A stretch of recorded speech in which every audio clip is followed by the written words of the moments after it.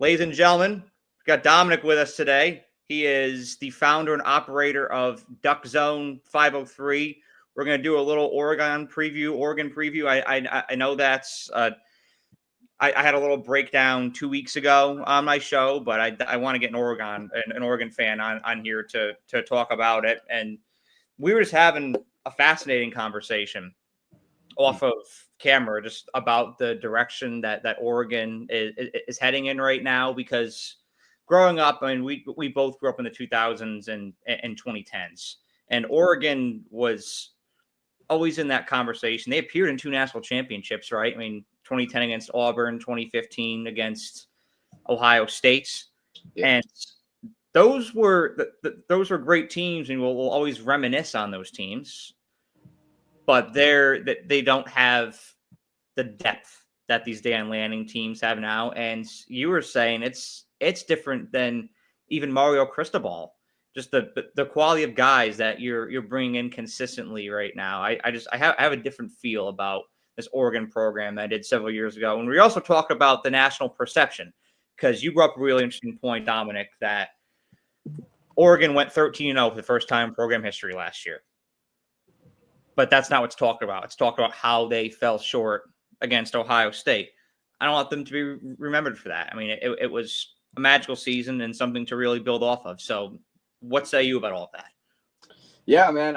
First off, I just want to say thank you for having me on your show, man. I love doing podcasts. I don't do enough of them. I used to have a podcast that we do, but it's hard to do when I have a newborn now. But yes. Hey, man, I do appreciate you having on here. I love talking Ducks, talking all of college football, really giving my opinion when I can. So appreciate you having me on. And as far as the Ducks this year, I'm looking forward to them.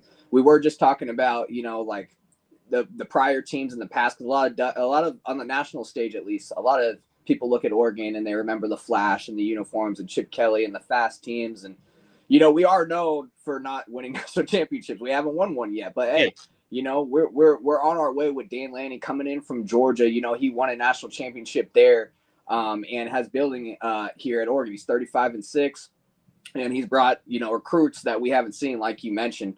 I mean, Oregon, I think we're at, let's see here, in the 247 sports team recruiting rankings, we're signed five stars in the 2026 class so far. So as we speak, I mean, Dan Lanning is signing elite caliber players that in Oregon in like 2010, we had the LaMichael James, Marcus Mariotas, DeAnthony Thomases. Everybody remembers those guys in the fast offenses. While we did have those guys, we were running those type of teams out there with 3-star, 4-star guys. We were lucky to land 1 5-star guy. I mean, I remember when we landed like Eric Armstead in like 2015. I was like, wow, we landed a 5-star. Now we're just landing them like crazy. So I think with this new era of modern football, you would talk about NIL and you talk about, having to pay players. I said this when this started in like 2021, 2022. NIL is only going to help these top programs like Alabama, Oregon, Ohio State. I mean, it's there to help other schools as well. If you can get the funding, now you're seeing schools that can get in there, like Texas Tech is really on a run in recruiting here as of late and stuff like that. Texas A&M is another school that can spend a lot. But, as you see in this modern age, you're seeing recruits, be able to get paid. And that's really helping Oregon where it didn't, back in the day. I mean, Oregon, comes from a line of like, we just started getting successful. I mean, 2009, 2008, that's when we started kind of running it. Back in like the 90s, we had that Gang Green era defense as well. Back in the 90s, going to a Rose Bowl against Penn State. So it all kind of started there. A mix of Nike and Phil Knight was born here, actually. So a lot of people, that's another thing I want to clear up real quick, is a lot of people like to point at Oregon and point at Nike as their main source of funding. And that's why they're winning recruits. Well, it's actually the other way around. Phil Knight and Nike were born here at the University of Oregon, was established here. We were a big track school back in the 80s and 90s. We were a big track school. So Nike funded the track schools and track teams. And it was actually, a lot of our athletes, tested out the Nike stuff before it was even released to NFL and all that stuff. So Nike being born here, it's almost the other way around where like we're not some school like coming into Nike and asking them for money as an institution. No, they were born here at Oregon, and then we just there's other schools that partner with them now. But that's one thing I wanted to clear up, and that brings a whole new thing in the modern era of college football and bringing in these type of recruits. And as you see, Oregon, they've always been that top school, but they've never been over that hump, is because I feel like they never had the depth, especially up front, offensive line, defensive line. And you're seeing Oregon, especially last year when they played Ohio State in the regular season, they really matched up against those top schools, and they beat Penn State in the Big Ten championship. A lot of people forget about that. But I mean, they are building a really solid team, and I think the depth that they're bringing in this year, they do drop off a lot of experienced guys, but the type of athlete they're bringing in is going to be big time for 2025. Oh, as far as trajectory and current positioning for a program goes, I think that Oregon is among the top programs in the country right now. And you said it, 5-10 years ago, you weren't in that same category with an Ohio State or an Alabama or Georgia or Texas. But now you have one thing, you have depth.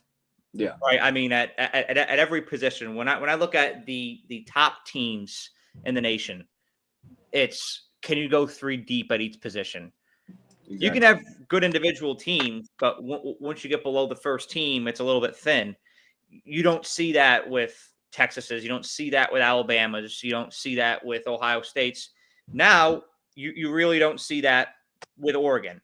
And that's one thing that's contributed to their success, why I feel really good about Oregon for these next couple of years.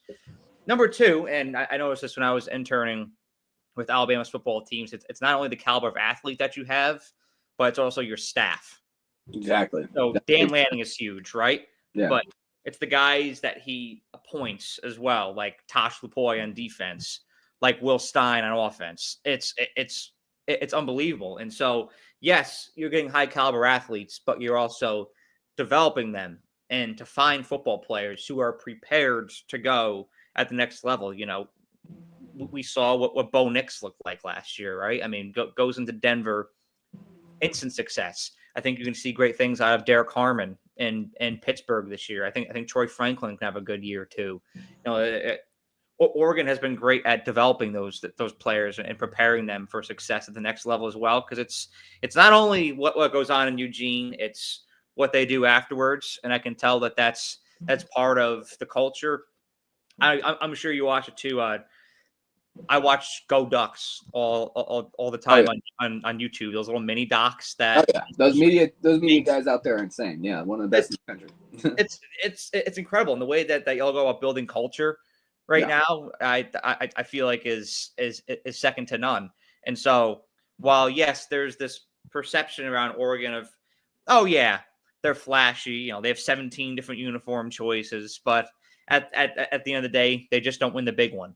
Well, I think that's a perception right now because they haven't done it yet. But I feel strongly that in these next 5 years, at some point, Oregon is going to break through. I really think it's coming. This is one thing that we talk about off air as well. It sucks that y'all drew Ohio State last year. It really sucks. You got punished for winning the Big Ten championship. Right. The team that you lost to gets Boise State. Makes no sense. If those roles are reversed, I actually feel like, Dominic, we're having a totally different conversation right now. Yeah, 100%, man. Yeah, the way the playoff worked out last year, they actually reseeded it this year, so it's a little bit better the way they have it seeded this year. But, I mean, going back to last year, looking at that playoff bracket, it does suck as an Oregon fan to draw the eventual national champions. But at the same time, I'm one of those Duck fans that's like, even if you draw the toughest opponent, you're going to have to play the toughest of the tough in that playoff. So it does suck, to get seeded, not get rewarded for winning your conference. But at the same time, we're going to have to probably play Ohio State at some point. So, I mean, you're going to have to win the games on your schedule. A lot of people like to blame that time off. As an athlete, I see both ways, man. As a former athlete, I played football and basketball. So I understand having some time off, and I can actually relate because there was a tournament back in high school where we were the number 1 seed, and we ended up, having a couple weeks off, and we were not as sharp at all. So I can relate, but at the same time, and I do think they need to fix that. There shouldn't be like 3 or 4 weeks off between games. I mean, especially if you're trying to, keep playing games. But I think they're slowly getting towards that with the reseeding. But I mean, like I said, you just got to win the games on your schedule.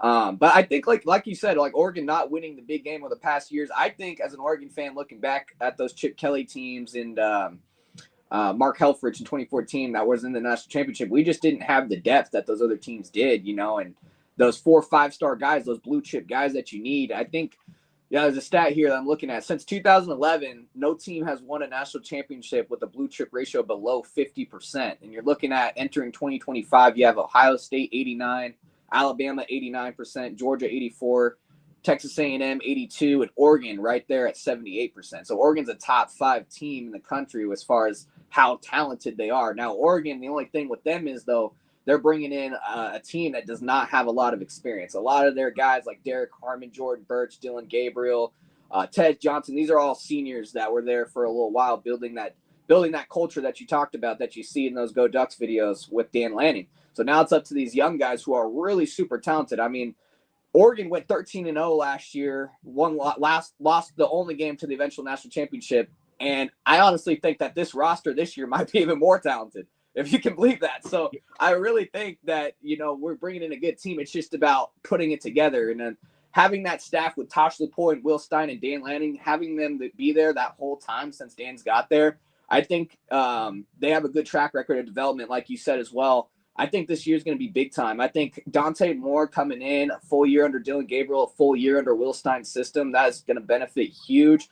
It's almost going to look like, in my opinion, that he is not a brand new starter in the offense. He's been there. He's been in the system. He's technically, thrown to the same guy he's going to be thrown to this year, in that second team. So I think Oregon, with the depth they're building, they're going to break through in the next 5, maybe even sooner than that. 3, I'll say, they might even do it 2026 next year, because they bring back all these guys who are sophomores and juniors who are stepping into new roles. They're going to bring all these guys back, plus another talented transfer portal class. So I like 2025. I do think because of the experience, they might drop a game or two here.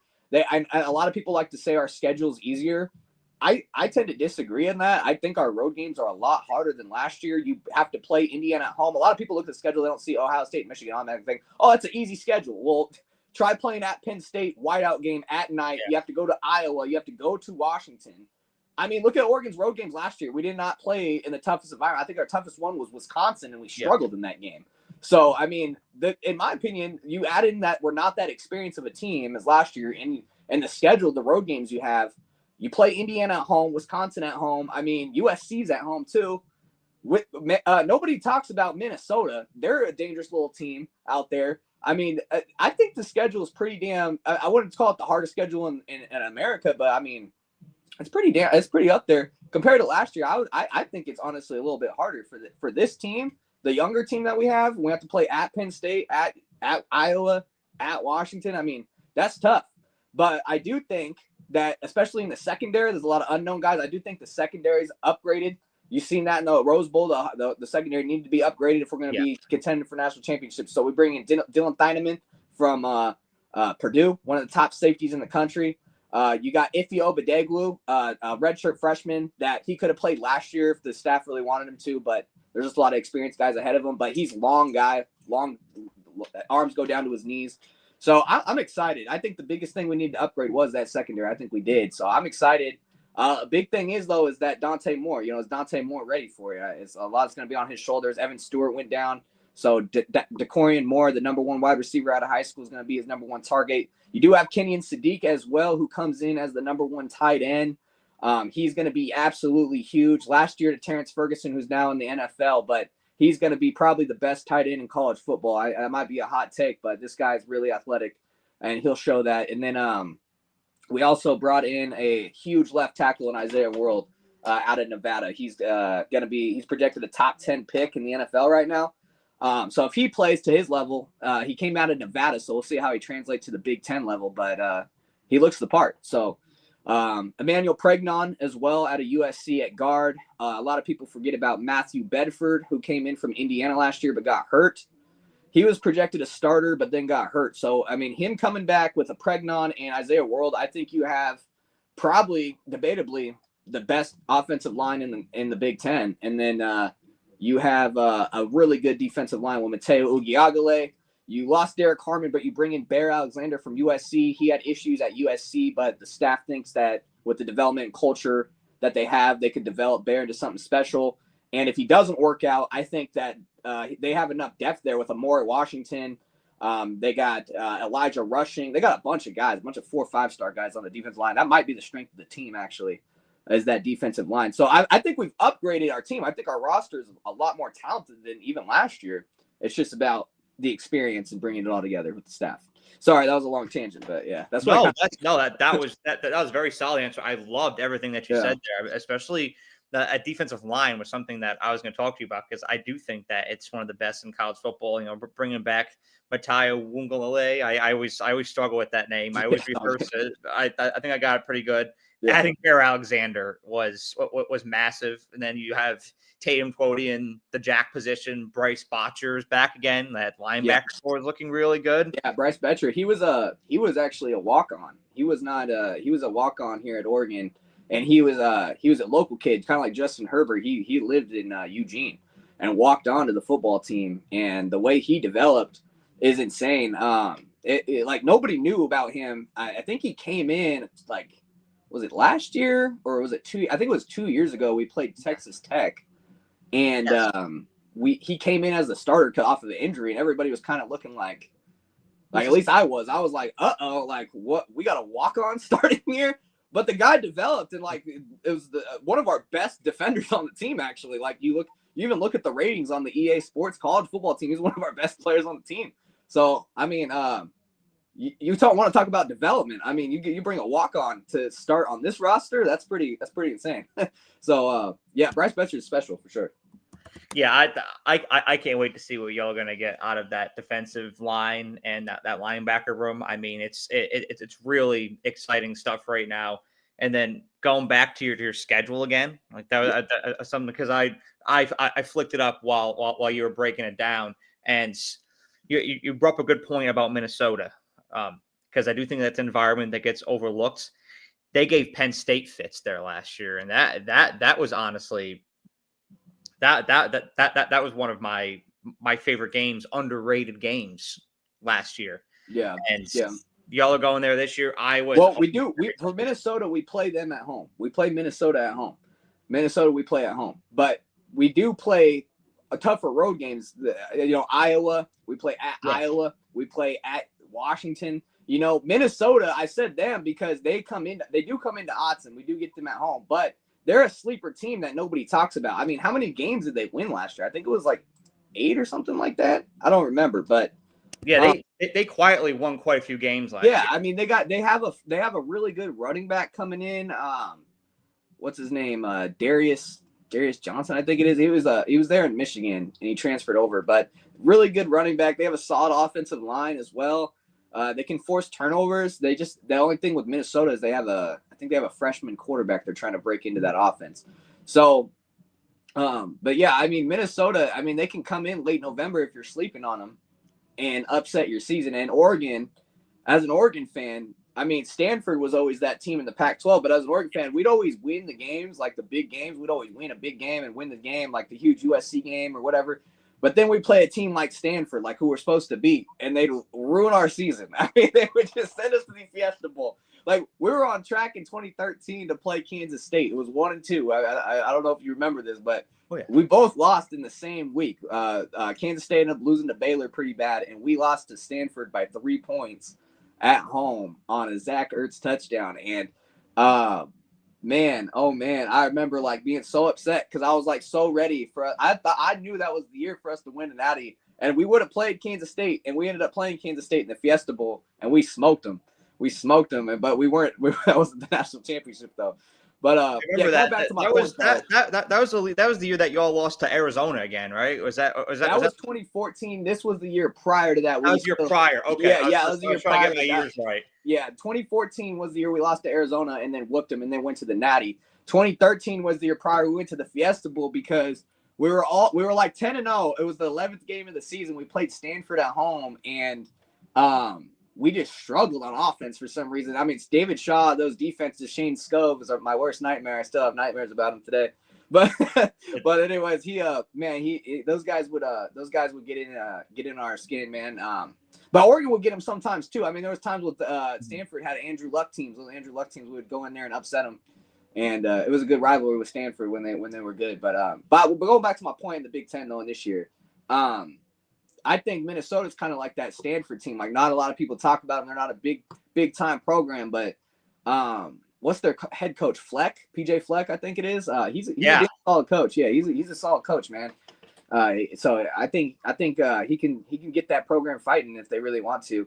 I do think that when they come into Autzen, I don't know if you wanted to project games or not, but I think we get the win. I think we'll win because they have a freshman quarterback to break in. But I'm just saying it's talking about the whole schedule and like a lot of people like to say that Oregon's schedule is easy. I mean, I look at the schedule, man, and it's like, to me, you have to go to Penn State, Iowa, and Washington. Those are tough road games. You have to play USC at home. Minnesota, like I said, is a little scrappy team. Indiana went to the playoff last year. They're coming into Autzen. So, yeah, and we both get bye weeks, too. That's a little sleeper game. Indiana, we play them after Penn State. We go out the bye week. Indiana gets a bye week as well, and we come back to play at Autzen. So that's going to be a pretty good game. I'm pumped for that game for Indiana's sake, because Indiana was a team last year who was kind of like an SMU where they got to avoid a lot of your Oregons, your Penn States, whereas SMU, they got to avoid Clemson, they got to avoid Miami. You never saw those matchups in the regular season, and now they have to go to Autzen. Like, I'm curious about that game more for the sake of Indiana than I am Oregon. Like, I know who Oregon's going to be in Autzen. I mean, it's still, to me, a phenomenon. The fact that your stadium holds, 54,000 people, but generate 60,000 on a good day if there's standing room only. But yeah, it's unbelievable. And we saw the impacts that had on Ohio State last year. You see how they played y'all in October, and then that place gets loud, man. It may be the toughest place to play in college football because of how it affects communication. Personally, I don't think y'all lose a game in Autzen this year. I don't even think it's going to come close. Look, like you, I'm a very strong fan, right? With Alabama, I look at going to Missouri, and I'm like, don't overlook Missouri. Before we played Vandy last year, I was like, great win against Georgia. Don't overlook Vandy. What did they overlook Vandy? That Vandy game was surprising, man. Oh my God! But I can see where you're coming from as a fan, right? When you look at like a PJ Fleck coach team coming to you, like Indiana coming to you, and you're like, it's a little scrappy teams, man. You can't overlook these guys coming. Yeah. Like from a neutral standpoint, I'm like, Oregon's gonna probably mollywop most of these teams. Yeah. But when you're on the inside looking out, you can't be complacent. You've got to value each of your opponents, and that I want to bring that back to the culture that Dan Lanning has built there. I think that is a program where they don't overlook anybody. It's an all business, detail oriented program, and I'm sure that's comforting for you as a family. You're not going to overlook anybody. Yeah, when you got a good coach and a solid coach like that, like Dan Lanning and Kalen DeBoer at Alabama. I mean, you're gonna have teams that are ready to go. You know what I mean? But like I said though, what the big thing with me with this schedule, why I debate people on the schedule a lot, is because I don't overlook road games. When you look at all the road games, Ohio State lost to Oregon, Alabama went to Vanderbilt, and these road environments they mean something. I mean, you can't overlook that, especially in Oregon's case here. You have a young quarterback, young wide receivers, an offensive line that's, they're transfers. You got to mold that. You got to have team chemistry there. So when you're going on the road to Penn State week 5, I mean, that's really tough. When you're going to, then you go to Iowa. That's one of the tougher places to play in the Big Ten. You know what I mean? That place gets really loud. A lot of people support their program there. There's not a lot of things to do in Iowa. Not taking a shot, but I'm just saying. I mean, the only thing to do is really support your football team. So they go out and support it. You know what I mean? So they really do their things. And I never been to Iowa. I'm not taking a shot if anybody's listening from Iowa for some reason. But go Hawkeye. But anyways, man, I love what they do too. They have that little thing where they turn around and wave at the Children's Hospital. So it's a cool environment there. And then Washington. At the end of the season, about Washington. We hate Washington. Dubs down. I'll say it right now. Yeah. You know what I mean? We don't mess with Washington. So that game at the end of the year, especially if Oregon If they drop a game from Penn State, but like are on the cusp of possibly being in the Big Ten championship, you got UW who has Demon Williams, Jonah Coleman.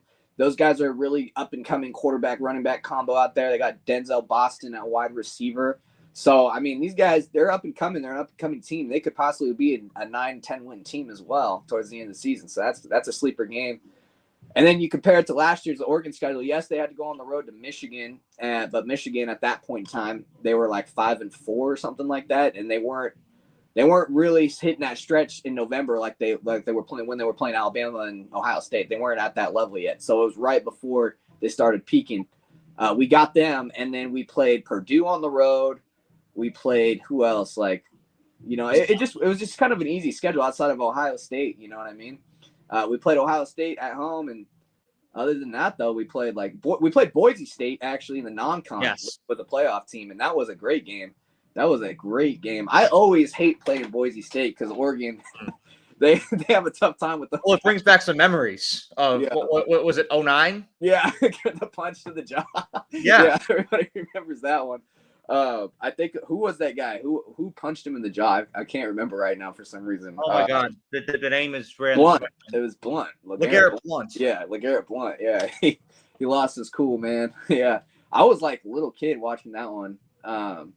And that was when Chip Kelly was first trying to break in that spread offense, and nobody believed in it. I remember that. Everybody was like, dude, this guy, he just runs east and west. We need to be more physical. And then look what it turned into a couple years later. The year after, you were in the Natty playing Auburn. Yeah. Exactly. Really play away from winning it. Exactly. Yeah, I mean, Oregon's always been so close, man. But the fact that the way it's turning into, pay for play, I mean, as a college football fan, I mean, I have my opinions on that. I mean, I like the fact that kids can get paid, but at the same time, I don't know. It's kind of, in a way, I don't want to say ruin the sport because that's kind of a strong word, but it's just kind of taken away from some things. Like we talked about the conference championship meaning something with the college football playoff. That's kind of taken away from that. Like Oregon won a college football or a conference championship last year. They blow it in the playoff, and that's all everybody remembers. They don't care about the conference championship, So that's one of the things. Like smaller schools, they kind of used to have in my opinion, they used to have a way of like stacking talent and not having to have it leave. If you're an up and coming coach and you can stack talent, now you stack talent, you have a 10-win season. All these guys are leaving for better opportunities, including probably yourself, because you're a coach and you realize what position you're in modern day college football. You're like, okay, well, I have to move somewhere where I could sustain talent. This is only my stepping stone. If you're a coach, which it used to be where like, if I like it at this program, like a David Shaw at Stanford, I mean, he stayed there for years and built it up, and they were excellent. You know what I mean? But now it's going to be, in my opinion, it's turning into like all these coaches that are low levels. They're just using every program as a stepping stone to get to the Alabamas, the Georgias, and all that. And then once you're there, the coaches that are there, they're going to just hoard all the talent. And if they do lose a talent or two, they can just go into the transfer portal and buy all these players, which if I'm a fan of the Oregon Ducks, I love it because I'm getting all these players and I'm competing for national championships. But if I'm a fan of Stanford Cardinal, if I'm a fan of Virginia Cavaliers or something, your Virginia Tech, it's getting harder and harder for those teams to compete, in my opinion. So there's always a plus and minus to everything in life. Every change you do, politics, laws, changes, positives, negatives. That's why there's politics, right? That's the politics in college football, though. It's the same thing. It's like you let the kids get paid, there's going to be repercussions. There's also going to be positive things. Kids get to get paid for what they're worth, and I understand that argument too. But it's just kind of taken away from what it used to be. If you get my point, I don't know.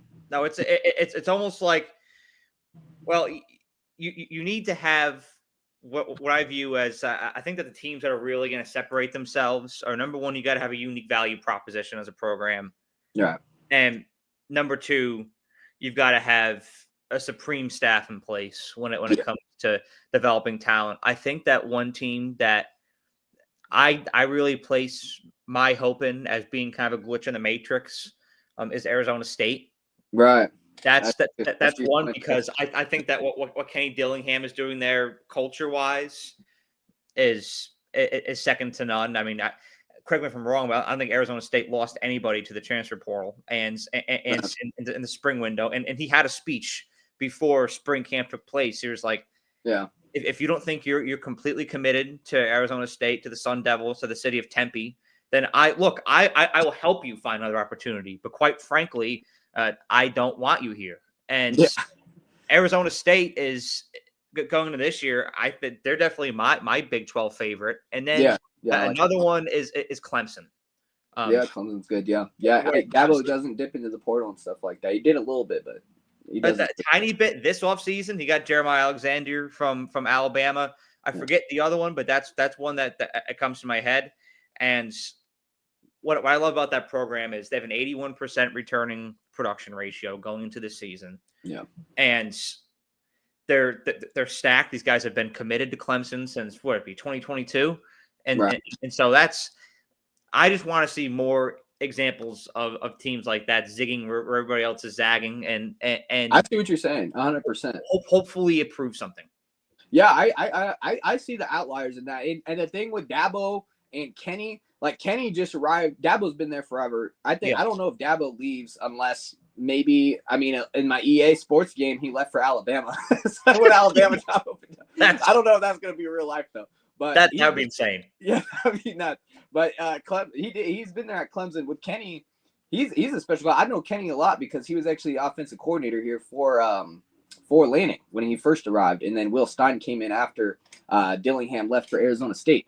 So there was in 23 he was Bo Nix's offensive coordinator. So he went to Arizona State, and or was it 2022? I can't remember. He was here for like a year or two though, Dillingham as our OC, and when he would do his interviews and stuff like that, because I watched like the player interviews and coach interviews, just like keep updated on the team.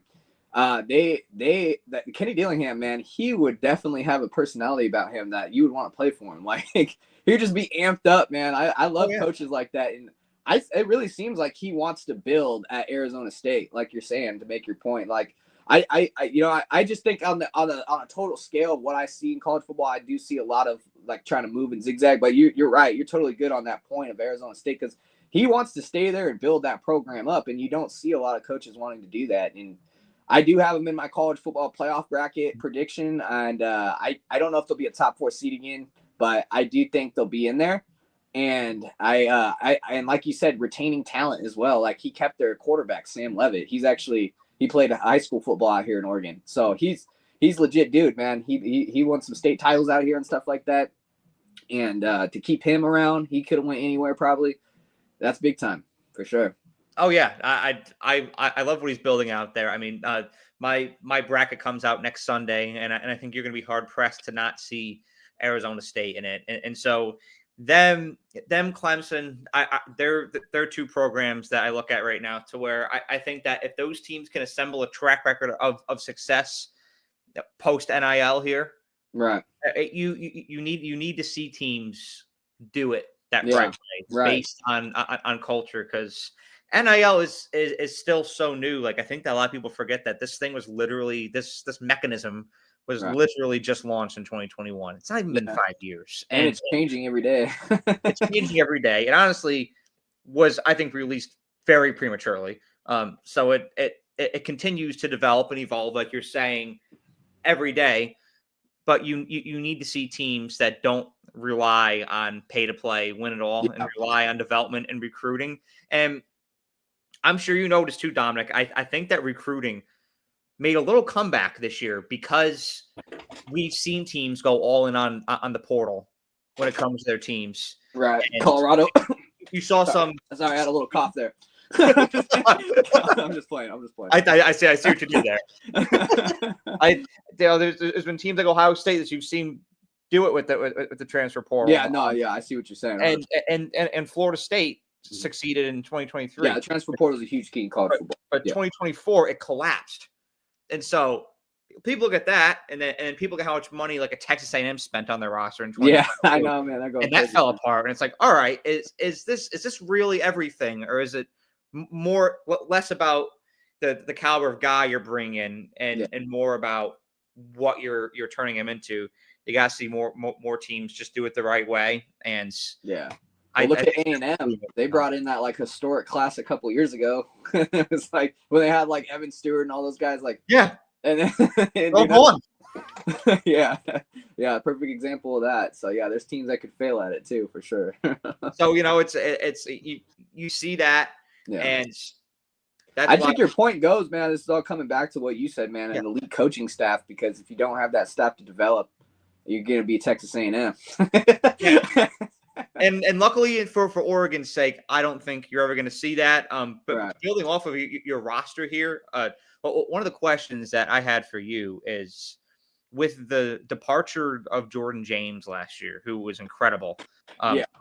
How do you think that running back room shapes out this year? Oh, I think the running back room is probably the deepest it's been in years, to be honest. I think we lose Jordan James, but Mekhi Hughes out of Tulane is very special. He's going to be leading that back room. And then you have behind him, you have Noah Whittington, a senior who's been on the team for a long time. He came off an ACL injury, though. So last year he started pretty slow, but I think around that Illinois game, when he ran that dude over in the end zone, I don't know if anybody remembers that play, but there was a play in the Illinois game where he just demolished a guy running into the touchdown. It just ran him smooth over. I was in Las Vegas when that happened too, and I was at the casino watching in the sports book, and everybody was like, "Ooh!" I remember that play. That was insane. Yeah, dude. Yeah, he's a big, tough, physical back, but he's also very twitchy. He started kind of slow, like his burst wasn't as there, his speed wasn't as there, coming off an ACL injury. But as he got into that Illinois game, I really seen him pick it up back to his form when he was a 1-2 punch with Jordan James. Damn, I can't think of his name. Was it Jordan James last year? I can't think of some of these guys' names off the top of my head. Sorry, man. But yeah, Noah Whittington's back. You got Mekhi Hughes. And then the young guys behind them, though. That's why I think it make it really deep, because the young guys are really, really good. You have Dejon Riggs. They call him Dink as like a nickname, Dink. Dejon Riggs was a 4-star recruit out of Maryland, and he's a really, really shifty guy. He had a couple plays. I forgot about which game it was, but he came in and the dude was like running like I'd never seen like in a while, like LaMichael James, Anthony Thomas type back. He's a small dude, twitchy dude. Jordan Davison, he was a borderline 5-star running back out of California, Mater Dei High School. So he's another running back that's pretty damn good back there. And then who else am I forgetting? I think I'm forgetting one other guy, but you mentioned Jay Harris. Yeah, Jay Harris. That's right. Yeah, Jay Harris, big, tough, physical guy out of. He was an FCS transfer, so he came in. Didn't play a lot last year, but he's more of like your third down back or goal line back, big bruiser guy.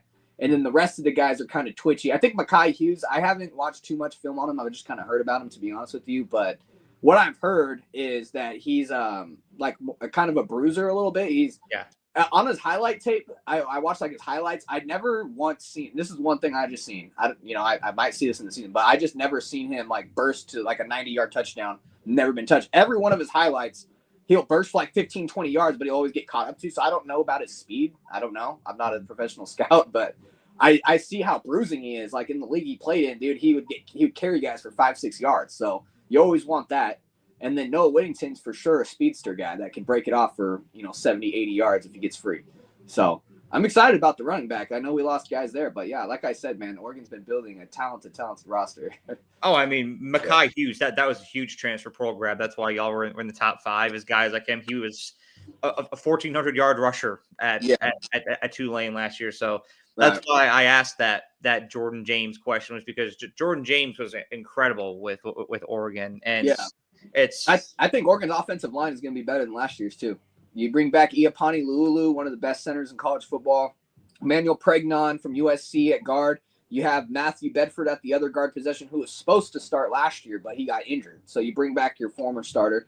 And then at the tackle positions, you got Alex Harkey out of Texas State. Big time guy right there at the right tackle.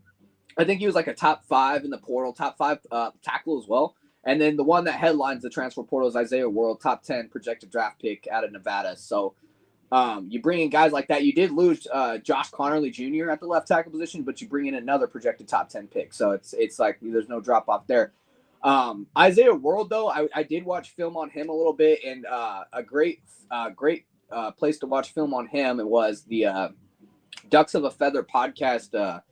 Jeff Schwartz is his name. He is a former Oregon offensive line. He does a great video of showing Alex Harkey, Emmanuel Pregnon, and the new transfers that we brought in.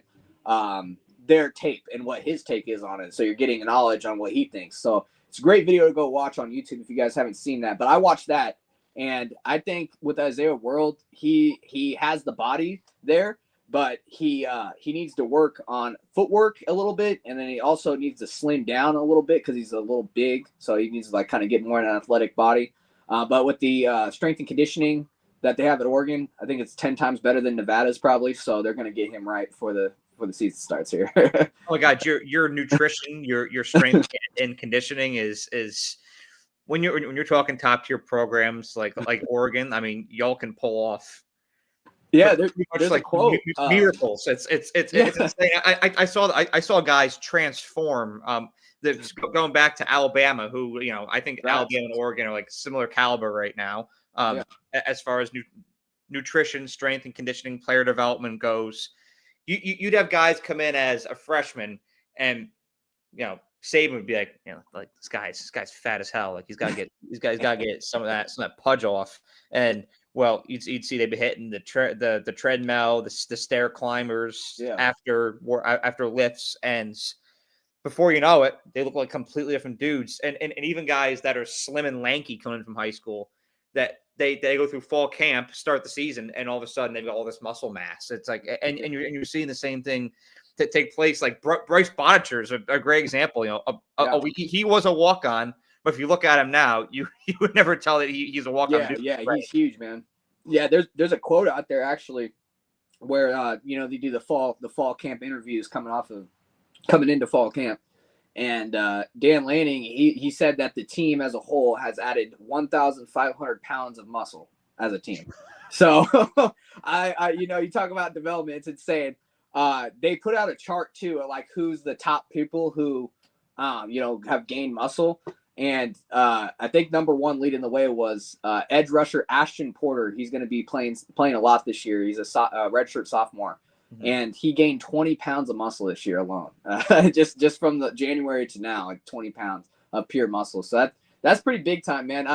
The university puts out these numbers, so I don't know how realistic they are, but because nobody's like official, being official with these numbers. It's all Dan Lanning's numbers, but yeah, of course. But I mean, that's pretty impressive, what they're saying. So I mean, there are ways you can track those metrics through the sports science department, like at Alabama, and I'm sure it's the same way at Oregon. Like there's a whole sports science department where you can go in and get data on all this stuff, and you can even measure that as far as guys go with lifting, like their reps, their speed, their average weight. You can track all that stuff now. So I'm sure it's kind of like the draft, right, where they're going to flub the numbers a little bit, but it's probably not far off from what it actually is. Needless to say, a lot of muscle mass was added to that team. Yeah. But I don't know if you want to break the schedule down game by game, I would. Yeah, we can do that. Let's do that. I'd love to do that. 100%. I mean, I think Montana State it's a win. Montana State, yeah, it's a win. It's a win. We could say that's a win for sure. There's no doubt about that. But let's not sleep on them because they are coming in off a 15-1 season, lost the FCS national championship game. So we are playing an FCS school, but we are playing one of the best FCS schools in a program that consistently wins. They did lose a lot off that championship roster, though. They're coming in, I think, a new coach as well. So it's all going to be brand new. We should roll through those guys. But yeah, I just want to throw that out there. I mean, these guys are FCS schools. I mean, a team of the caliber of Oregon going up against Montana. Yeah, I was like, I like Oregon a lot, but I was going to mention Montana State too because I love my FCS football, and Montana State has been up there. Like I'm a big North Dakota State guy, and North Dakota State had to play Colorado to start the season last year, and they gave them fits. But the thing is, as you saw in 2023, Colorado is not Oregon, and so exactly. Yeah, you play for clicks. that was like that was one of Dan Lanning's real like coming out games at Oregon. I was like, man, this guy's got some fire. Yeah, a lot of people got put on notice on that one. That my page, the Duck Zone page, that clip when I put that out there, that's what helped grow my page a lot to what it is today. Actually, it's dude, funny. Colorado, that thing went viral. Not to get off topic, but that was a crazy time. I mean, you're somebody who's in media, like as far as numbers go, in that span of August to early October, if you posted anything Colorado related, you were blowing up. I had a video, and I was new at the time, brand new. I think I had like 100-something subscribers at one point when I posted this video. I made a video after Colorado beat TCU, and which is right down the road from here, and it got 15,000 views, and I literally had like 150 subscribers, and I wake up the next day and there's like 260. I'm like, whoa. I'm like, where did this come from? I'm like, oh, thank you, Dion. And it honestly, the media definitely got onto that too. I mean, every day on ESPN, it was always about Colorado. Every day. Oh, the algorithm loved it. The algorithm ate that up for lunch.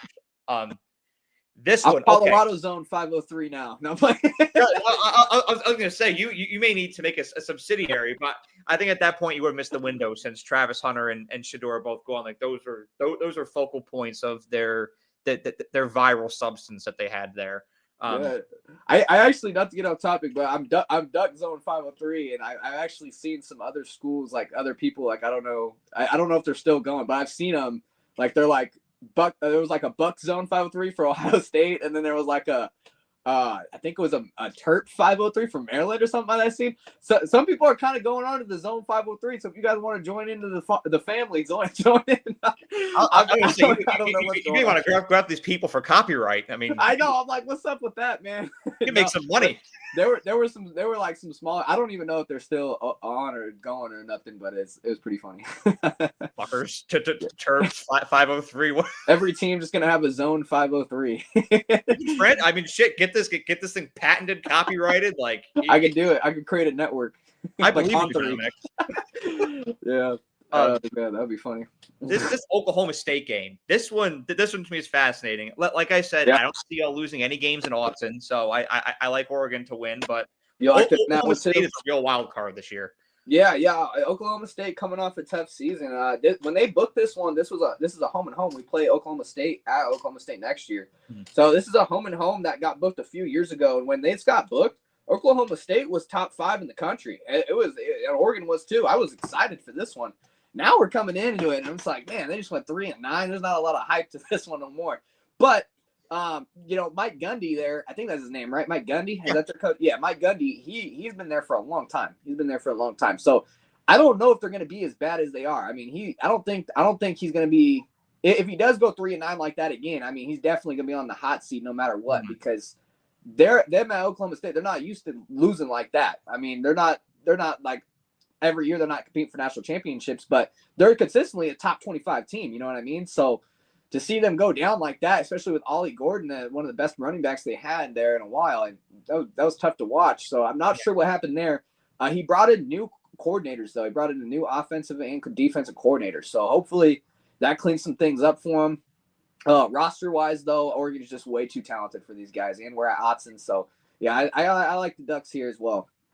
Yeah, I think Oregon has a huge talent advantage in this game. And Oklahoma State, they're a team that you can't overlook. And what's weird is Oklahoma State is very cyclical. When you expect them to win, they don't. But when there's low expectations, they exceed them. And so that's something you got to look into for Oklahoma State this year. But I don't think that they have the infrastructure to go into a place like Austin Stadium and pull off a win, because there's not a lot of Big 10 or Big 12 venues that simulate what they're going to see in Austin. So I think that's a huge advantage. That's a 2:30 Central game, so that's a noon kickoff here. 12:30, yeah, noon kickoff. Big noon kickoff is what we got for that game. Oh God, I hate big noon kickoff. I really do. Like you need to capitalize on a night environment in Austin or in State College, Pennsylvania, or Ann Arbor, Michigan. There's nothing like it. As a young man who goes to the games and likes to tailgate and drink a few beers, I do not like trying to drink beers at 10 o'clock before the game. They don't go down easy. I feel like an alcoholic. I'm like, dude. Well, yeah. I'm like, number one, what the hell is wrong with me? And number two, I just had coffee 40 minutes ago. Like, now I'm drinking in my mouth and I'm having beer. I'm like, what the fuck is this? Yeah, dude. Yeah, man. I don't like those early kickoffs, man. I prefer like 3 o'clock kickoffs are good for me. 7 o'clock games are fun. I like night games, but I have to drive 2.5 hours back. So it's like ending the game at 11 o'clock is not always fun. Well, even when I was at Alabama and we would have a night game, I mean, you talk to any student there, everybody prefers the 2:30 because number one, you can build into the game, like you can tailgate, watch other games, Yeah, exactly. get a good buzz going, and then go in, and then you still have to have the whole night to party and go out and everything. 100%. When a 6:30 kickoff happens, when that game ends, you don't have much of the night left, and if you don't get to bars in time, your night's over. Yeah, night's over, and traffic's everywhere. You can't get around anywhere, and then it's like if you do go to the bar that's close by, it's like you got to wait like 20 minutes for everybody else to grab a drink, and then you finally get it's like our cover's going to be through the roof. Like usually, my friends and I would just go home after the 7 o'clock kick because it's just right. It's man, those Oklahoma State, going back to there, you probably know as an Alabama fan when they had Justin Blackman. Yes. And those teams, they were up there with Alabama in those years. They were, we wouldn't have, and I remind Alabama fans of this all the time, we would not have been in that national championship if Iowa State didn't win that game. Yeah, I remember that, dude. It would have been Oklahoma State and LSU. Yeah. And that was one of those iconic games growing up that upset, nobody saw it coming. And Iowa State just elevates and, well, thank you, Iowa State, because that's one ring that we wouldn't have. I think that was the year where Oregon lost to LSU early in the season, and we had that one loss. Yes. Yeah, and then you guys played LSU in the Natty and shit. Yeah. Because Tyrann Mathieu was in. That was at AT&T Stadium. Yeah, that was a big time game. We lost that one though. I remember that. Didn't have the depth. So then we go to you go to Evanston, Illinois. You got Northwestern. We got Northwestern next. Yeah. It's an 11 a.m. kick. I think that Oregon wins that game pretty convincingly. I mean, I will say this about Ryan Fields, right? When you go there, it actually throws teams like Oregon off because I see it happen to Ohio State there all the time because you're used to preparing for audio. You're used to preparing for that noise factor, and it's not there. And it's kind of like going from hitting a 4-seam fastball and a slurve to knuckleball. Right. Well, it throws you off, but once you kind of adapt, you're good because you're clearly a much more talented team. And so I think at the end of the day, you handedly win that game. Yeah, I agree. I think it's just a big talent mismatch. I think Oregon, just with talent alone, is just going to win that game. But I think the biggest challenge in this game is getting the players up for it because I think it's I think on the West Coast it's 9 a.m. kickoff. I think. Yeah, it's kind of weird, right? Like it makes you're gonna have to start your whole day of prep like at 6 a.m. So it's like getting up for that, and then the stadium environment, like you talked about, they're playing there at the lake. It's kind of like a practice field environment, So to get up for that game and be motivated to win is I think the toughest thing you got to battle here. But if you're up for the game, it should be no problem. It's sleepy. You've got to prepare for that. It's almost what I compare. It's a weird comparison, but what I compare Northwestern to in the NFL is Miami. It's totally different. Like it's hot. They have the opposing team on the sideline with the sun on you. Like it's just, it's one of those environments that's just, it's just weird. Yeah. But I just like the Dolphins, Northwestern, most of the time you're going to beat them, and so I like Oregon in that one, and then we got the Civil War. Rivalries. We got the Civil War. Little brothers. 20th. Little bros. Little bros. They are the little brother. Look, there's some great games between y'all growing up. Yeah. Oregon is very much. It sucks that we might lose it though. I know. Don't even get me started. This might be the last Civil War game. We don't know because Oregon has a home and home with like Baylor and Oklahoma State coming up in the next few years. And Oregon would have to drop any of those home and homes to add Oregon State. And Oregon gets paid a lot more to go out there and play in Baylor and stuff like that and Oregon's not going to go play at Oregon State. They're just not. And Oregon State doesn't like that. But, Oregon looks at themselves like if we're going to play in our place. So That's just what I've heard based off like alumni and Yeah. podcasts that I've listened to about the Oregon State situation. That's why there's a lot of animosity in the state with Oregon State fans. Oregon State hates Oregon right now for leaving the Big Ten, and I don't know how they keep this rivalry alive. I do as a fan. Obviously my family has generations of this game, so I want this game to happen. But yes, absolutely. Just financially and what makes sense for the University of Oregon, it wouldn't make sense for us to drop off big time home and home games and get an Oregon State slot. Plus, even if you do drop the big time game, like between Baylor or Oklahoma State, and keep this series going, like if you sign some type of contract with Oregon State, because that's what they're looking for too, is they want some long-term deal. Yeah. And if we do that, that leaves that slot game for Oregon State only for all these years, where we could be playing a big time game that could get lots of eyeballs with television networks, where this Oregon State game, while it could get national television, the more and more we get disparity, the more and more I think it's going to get localized. And I think, I just don't see how this game continues unless Oregon State really starts to develop their football program into something big time. Maybe start owning the Pac-12. The Pac-12 is going to start growing here. They're going to get Boise State. They're going to get a few other teams. So there's some buzz there for Oregon State to start building, but I don't know how it continues. I think we win, though. Sorry to keep going on the same team. No. Oregon, I'm glad you did, because Oregon State is something that I really wanted to address. So I'm happy that you explained that in the way that you did, because this is a rivalry that I really enjoyed watching growing up, and it does really speak to the direction that college football is heading in right now. It is more profitable to play a Baylor or why is that coming? Oklahoma State in these next couple of years. It makes sense for Oregon financially, but as a college football nerds, Oregon and Oregon State is iconic to me, and I would like both sides to fight as hard as they can to keep it going. I know that like you said, that disparity between Oregon and Oregon State keeps growing, but I love to see it get maintained in some way. And this game, I mean, I think Oregon State can challenge Oregon a little bit just because of the familiarity and the rivalry. Whenever you have a rivalry game, those stakes are heightened. Yeah, but these teams hate each other too, so it's gonna be a big time game. I think both teams are gonna be up for it.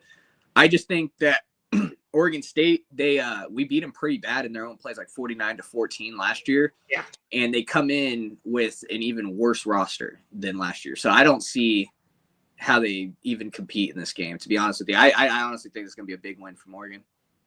I could see that. And so we look at, what is that? That's 4-0 now. So we're already off to a flaming hot start. You're probably like number 5 or number 4, maybe even higher in the AP poll at this point. And then that game leads you into State College, Pennsylvania. Yeah, where you take on the Nittany Lions. Yeah. That one. Yeah, I'll go first here. Yeah, let me give my take here with Penn State. I've been flip-flopping, man, because the thing that gets me to flip-flop is, although I do see Penn State obviously being the favorite in this game because we're on the road, and they have a lot of experience coming back just over Oregon, and the talent level as well matches Oregon. So you kind of give the advantage to Penn State when you think about it. But then you look at that stat that James Franklin has versus top 5 teams, and he is 1-15.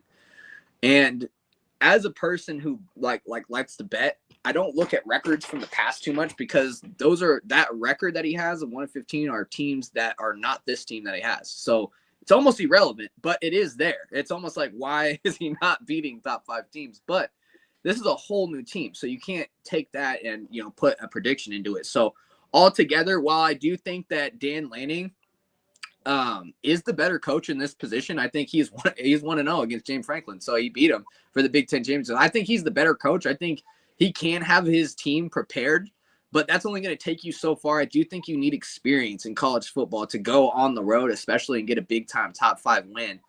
And I think with the lack of experience here, I think that Oregon will come up a little short. I think they might lose this game by 3 to 7 points. I think it's going to be back and forth. I think it will be close. But I think Penn State is gonna, force that one turnover. Maybe Oregon will have a penalty or something there where lack of experience is gonna come into play.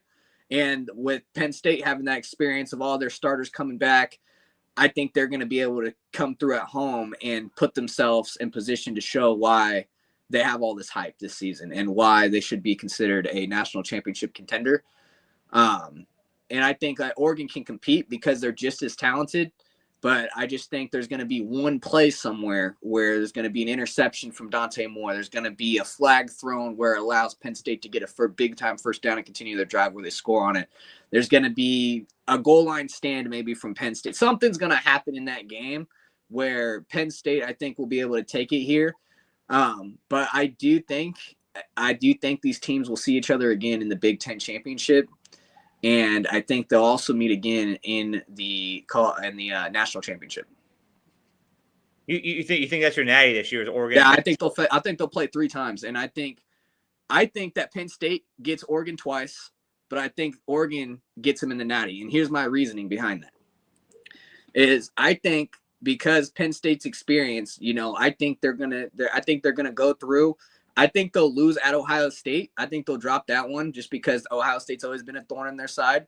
But I think that Oregon, going through the season, they might play him in the Big Ten championship. Who knows? And I think that Penn State might get him again. But the reason why is I think Oregon early in the season, they're going to have a less experienced team. Dante Moore, DeCorian Moore, they're going to still go through the process, so they'll lose that one. And then I think if they happen to meet in the Big Ten championship, I just think that, coming from last year, I think Penn State's going to be ready for that moment again. And I think from those 2 losses, Dan Lanning's going to be able to adjust to have his team come out on top for the national championship. But we'll see how it goes. But I just think that Oregon is a really talented roster, and they can develop the way I want them to as a fan. I think they can compete for the national championship. I think Penn State is that one of those teams that can be right there with them. I also think that Texas is a really good team out of the SEC that I think is going to be really good this year. So yeah. Oh yeah. But, that's a lot.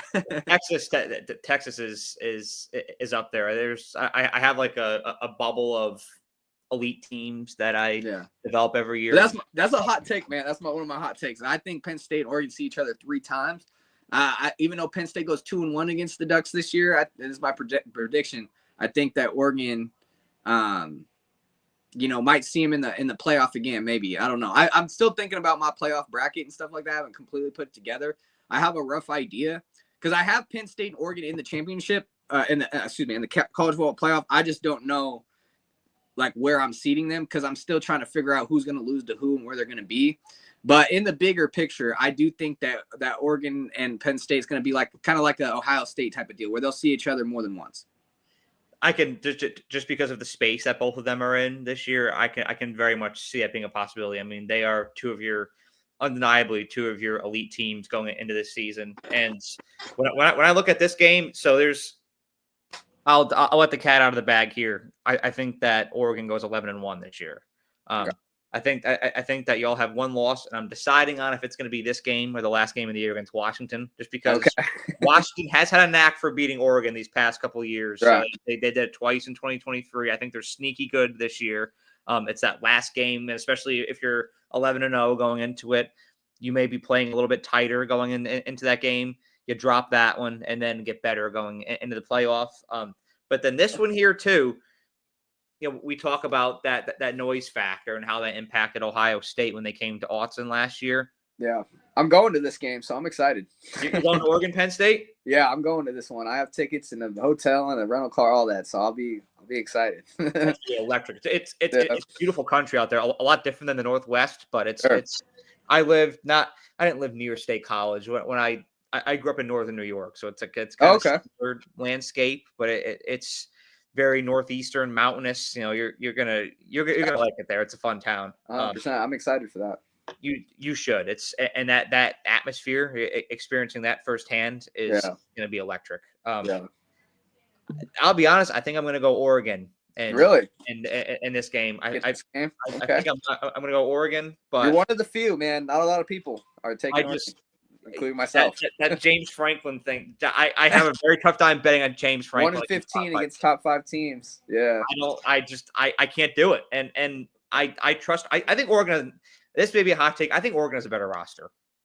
I do. Okay. I think even though they recommend or you actually might be right. They return so many guys. I think that Oregon has a better roster than Penn State, and so I think the noise will be a factor. But I like Oregon to pull this one off, and then you get a bye week. So does Indiana, and then you get the Hoosiers at home. Yeah. What do you think, man? What do you think about this game? You go first on this one. This one, I like Francisco Mendoza a lot in Indiana. I like the fact that Elijah Surratt's coming back. I think that's going to be a good duo this year. I don't think that Indiana's quite the team that they were last year. Because I don't think that they have the breaks that they had last year. And going into an environment like Oregon, I think that it very much sways in the way of the Oregon Ducks. I think that you have a more talented roster. I think that you're going to have good matchups as far as the trenches go, and as far as receivers against secondary goes. I like Oregon to pull this one off. I think it'll be an entertaining game. I think it can be high scoring. If I'm to give a score prediction, I would say like 35-23 Oregon. Okay, gotcha. Yeah, I like that. And going back to your point real quick, I just wanted to search something up. You're right about that. I mean, Oregon does have, if you look at blue chip percentage roster, yeah, Oregon's at 78%, Penn State's at 68%. So they do have the more talented roster. I just think that experience is going to play a big deal in that game. Yeah. So that's where I have my prediction, but I can see what you're saying with the more talented roster and James Franklin being 1-15. So I see what you're saying too. And like you, I flip flop. Yeah, today I'm feeling Oregon. I may wake up from Oregon and be like, "Oh, Penn State's going to win." Like it's going to be. And by the time we get to this game and we actually see what the teams look like a couple games, we might be changing our picks. So who knows? And that's the thing. We got to see us play for a few weeks. Like this is this on August 9th. Problem is Penn State doesn't play anybody. I mean, Oregon doesn't really play anybody either. But Penn State, literally, like if you look at their schedule, dude, they don't play a soul. Dude. They play like FIU and stuff. Dude, but they play Villanova. Yeah, dude. Yeah, who's known for basketball. Yeah, it's unbelievable. Yeah, man. No, but going to the Indiana game, I think that Oregon, coming off the loss to Penn State, because I have them losing that one, they're going to have a bye week to kind of readjust things after those first couple games, and coming off a loss, I think that's when Oregon's going to really, really pick things up. I think that's where you see the lack of experience that was hurting him in those first couple games. Maybe they might be one of those teams in the Big Ten that have a lot of penalties on their side or something like that. I think that's going to come down. I think you're going to see the experience factor not matter as much towards the middle of the season here, and you get that bye week before Indiana. Now, Indiana does get a bye week as well, and they have a very good chance they can come in undefeated again in this game and be a top 10 team. So this is going to be a good game here. This is going to be a very good game. I think Indiana, this might be a hot take, but I think Fernando Mendoza was better than Curtis Rourke. I think, Mendoza was solid, 3,000-yard passer, doesn't turn the ball over a lot, and you bring him into Curt Cignetti's offense. You still have Elijah Surratt, one of the best wide receivers. I have him as my second best wide receiver in the Big Ten behind Jeremiah Smith. So I think Elijah Surratt is pretty damn good as a wide receiver. The big thing that hurt Indiana, though, is I don't think that they could stop anything. Like, I don't think they could stop anything on defense. That was the big problem. So they do return the Kamara, though. Kamara is a big-time edge for them that is going to probably be in the NFL there. But as far as beating the Ducks in Autzen Stadium, though, that's a tough task to ask Curt Cignetti, and I don't think that's going to happen. I also think that the Ducks being able to readjust some things, get that bye week before they come in is going to help them a lot. And I think the fact that they lost the prior game, they're going to come out with their hands on fire, and I think they win this game by probably 2 or 3 scores, to be honest with you. Yeah, I mean, 35-20 is or 35-23 is what feels right inside, but it could be even more. It could be 42-21. Something like that. Yeah, that's kind of probably what I'll go with, 42-21. I just think Oregon's going to score a lot of points because, like you're saying, and you saw that in that Ohio State game last year. When it comes to playing a team like that, I think that when Indiana can't keep you under 24 points, Yeah. I think that's when they start to see it. They bit off whole. You did say something that I kind of want to debate a little bit though. You did say you think Indiana takes a step back. I got Indiana back in the playoff. I think that they upgraded at quarterback. I think they'll probably be right back where they were. I don't know. I haven't looked at their schedule though, so I don't know if their schedule's harder. I know they didn't really have a tough schedule last year, but I think they're pretty damn good still, man. I think they got a good quarterback in Fernando Mendoza. I don't know if they take a step back. I'm just looking at their schedule like game by game here. I mean, they have to go to Oregon and Penn State this year. Okay, Penn State, that's a tough one. That is tough. They have to go to Iowa too. Oh, okay, they definitely have a tougher schedule than last year. They didn't have to worry about that last year. So it's one of those teams where, and when I say I take a step back, it's not necessarily speaking on their roster. Like I actually do think I agree with what you said about Francisco Mendoza. I think he is an upgrade from Curtis Rourke, but I just think that's with their schedule this year. It's a better team with a harder schedule, and it says nothing about Indiana, the program, but it's just the situation they get themselves into this year. I'm surprised though. Kurt Cignetti, man, what a guy, man, to get his team like up there in the playoffs with Indiana that quick with transfers. Like, what a good coach, man. I did not see that coming. It was impressive. I mean, he worked wonders at James Madison. And he's doing God's work. I will say that he's Mr. Cignetti is doing God's work. Yeah, I mean, just like your guys' coach though, Kalen DeBoer, when he was at I think it was Sioux Falls, dude, he was killing it, and then he came to Washington and immediately made them national championship contenders. So and he had Fresno State before that. Yeah.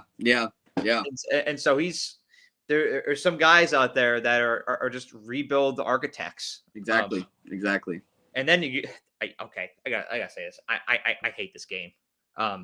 Oregon at Rutgers. There's just no connection. You're playing in New Jersey. Like, I think this might be like the first ever matchup between them. I don't know. I'll have to research that one, but no history. Yeah, man. That's crazy. That's cool for Duck fans, though. I mean, like if you go travel for these games, you get to go out to the New York area. You know, I mean, I never been out there, to be honest with you. I know that's where you grew up, New York, but yeah, I mean, I'm not going to this one. I'm not made of money. I can't go to every visiting game, but no, I would.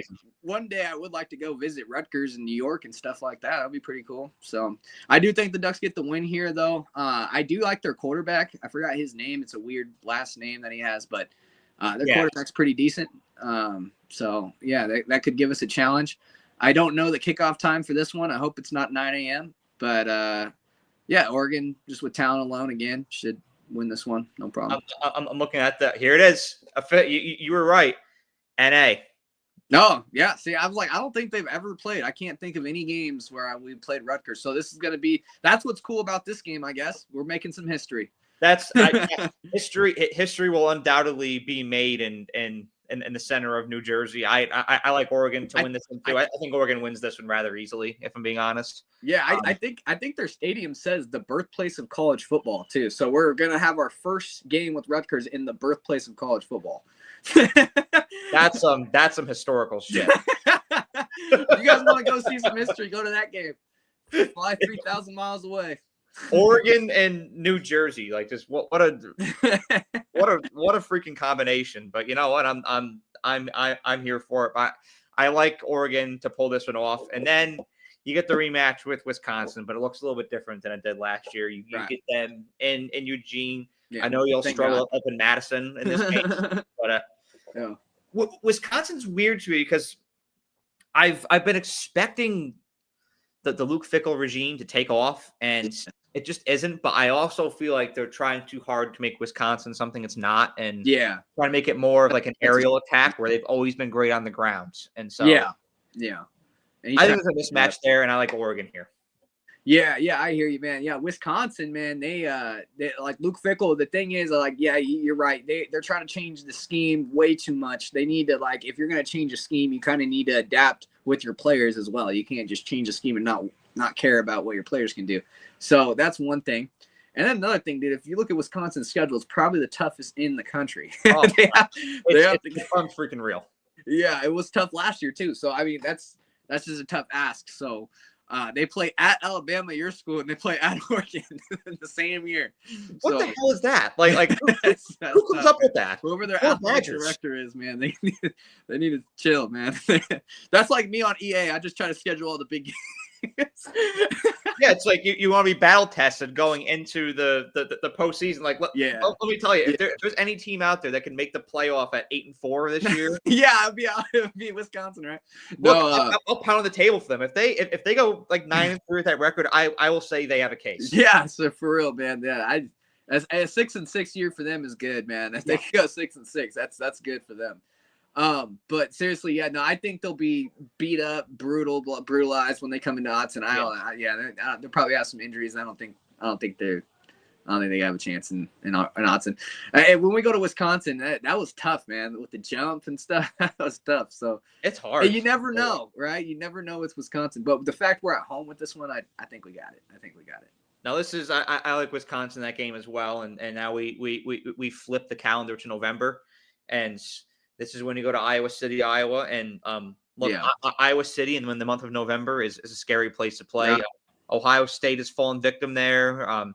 Michigan has fallen victim there in the month of November, and so you look at Oregon and you're like, are they next? It's almost like the Grim Reaper knocking on the door. Is like, is Oregon next for this to happen to? And there is the chance that happens because Iowa, I feel like better than any other team you're going to play, they're gonna make Oregon play a brand of football that might not be something that Oregon has wanted to play in these past several years. It's going to be real brutal bully ball, like bowling ball, physical style of football that Iowa is going to coerce Oregon to play. Yeah, and they're going to try their damnedest to hold you underneath 17 points. But the thing is I think that Oregon just has too many blue chips and too much of an explosive factor to be held down for that long. I think this is a game that is very low scoring to start. Like, I would not be surprised if this game at halftime is like 10-7 Oregon. Like, I would not be surprised by that. But I think at the end of the day, you'll see that Iowa just really won't get much going against Oregon's defensive front, and Oregon will get a good possession or two, get a couple good scoring drives, and we'll win this thing like 27-13, 27-10, something like that. Okay. Yeah, I see him. Yeah, I think Iowa's a very tough game here. Very slept on team, very slept on home environment. Like you said, a lot of big teams have gone downhill going to that place. So as a new Big Ten member, this is going to be new for the Ducks. This is going to be fun. In November, where it can get chilly, possibly snowy, who knows? It's going to be a very, very tough game. And I think Iowa definitely upgraded their offense with that quarterback they brought in. Mark Gronowski, I think. Yeah. Mark Gronowski. Yeah. That guy was a big-time FCS player, two-time champion, can run for over 1,000 yards, pass for over 1,000 yards. So adding him to the offense is going to be very dynamic. I'm interested to see, honestly, if Iowa can because they had a really solid defense last year. I mean, they were stopping teams. So if they can just get something going on offense, they could possibly compete for the Big Ten, to be honest with you. I mean, these guys are pretty damn good on offensive line, defensive line. Their secondary has a very good player back there.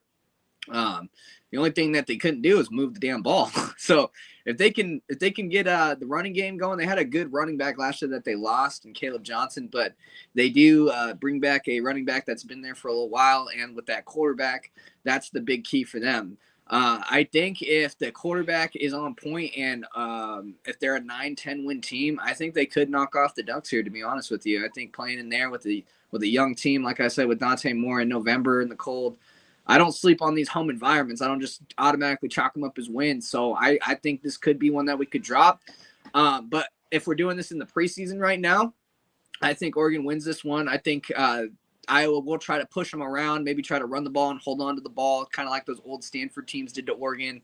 They would just hold on and run for 3-4 yards a carry and just, hold the ball for like 10 minutes. And then Oregon would be 3 and out, and then that's how it would go. So I think that's the Iowa playbook. If Iowa does beat Oregon, they try to go back to that old Stanford playbook of 3 yards in a cloud of dust, hold on, play good defense, and then you could possibly beat Oregon. But I think, like I said, with the depth that Oregon has brought in and the players that they have, the blue chip players, like you said, I think Oregon is going to have enough here to not get pushed around like they have in the past and get the job done. If they do get the job done, though, I don't see this being a blowout. This is either going to be back and forth. This is going to be Oregon maybe starting slow, like you said, or possibly going to overtime or game-winning kick or something like that. And now, when I say like 27-10 or 27-13, I want to say that score is not going to reflect what the game is like. I feel like this is going to be a knockout drag out for most of this, but I feel like Oregon just gets like pulls away at the end touchdown, like with like a minute 43 left to make it look like kind of a blowout when it was really, 20-13, 10-7. Yeah, I can see that. 17-13 for most of this thing, but they blow the top off at the end to get like a garbage time touchdown and make it look like more of a blowout than it was. And so that's where I'm at with that game. Regardless, it's one of your biggest challenges going out there. Anybody going out there in November, it sucks. Yeah. And then I won't be out there. I will not be out in Iowa in November. You don't want to invest in a parka, so like, shit. It might be cold out there. I don't know about that. Freezing. Yeah. It gets cold out in the plains. That temperature drops fast out there. Man. Yeah, I don't know about that.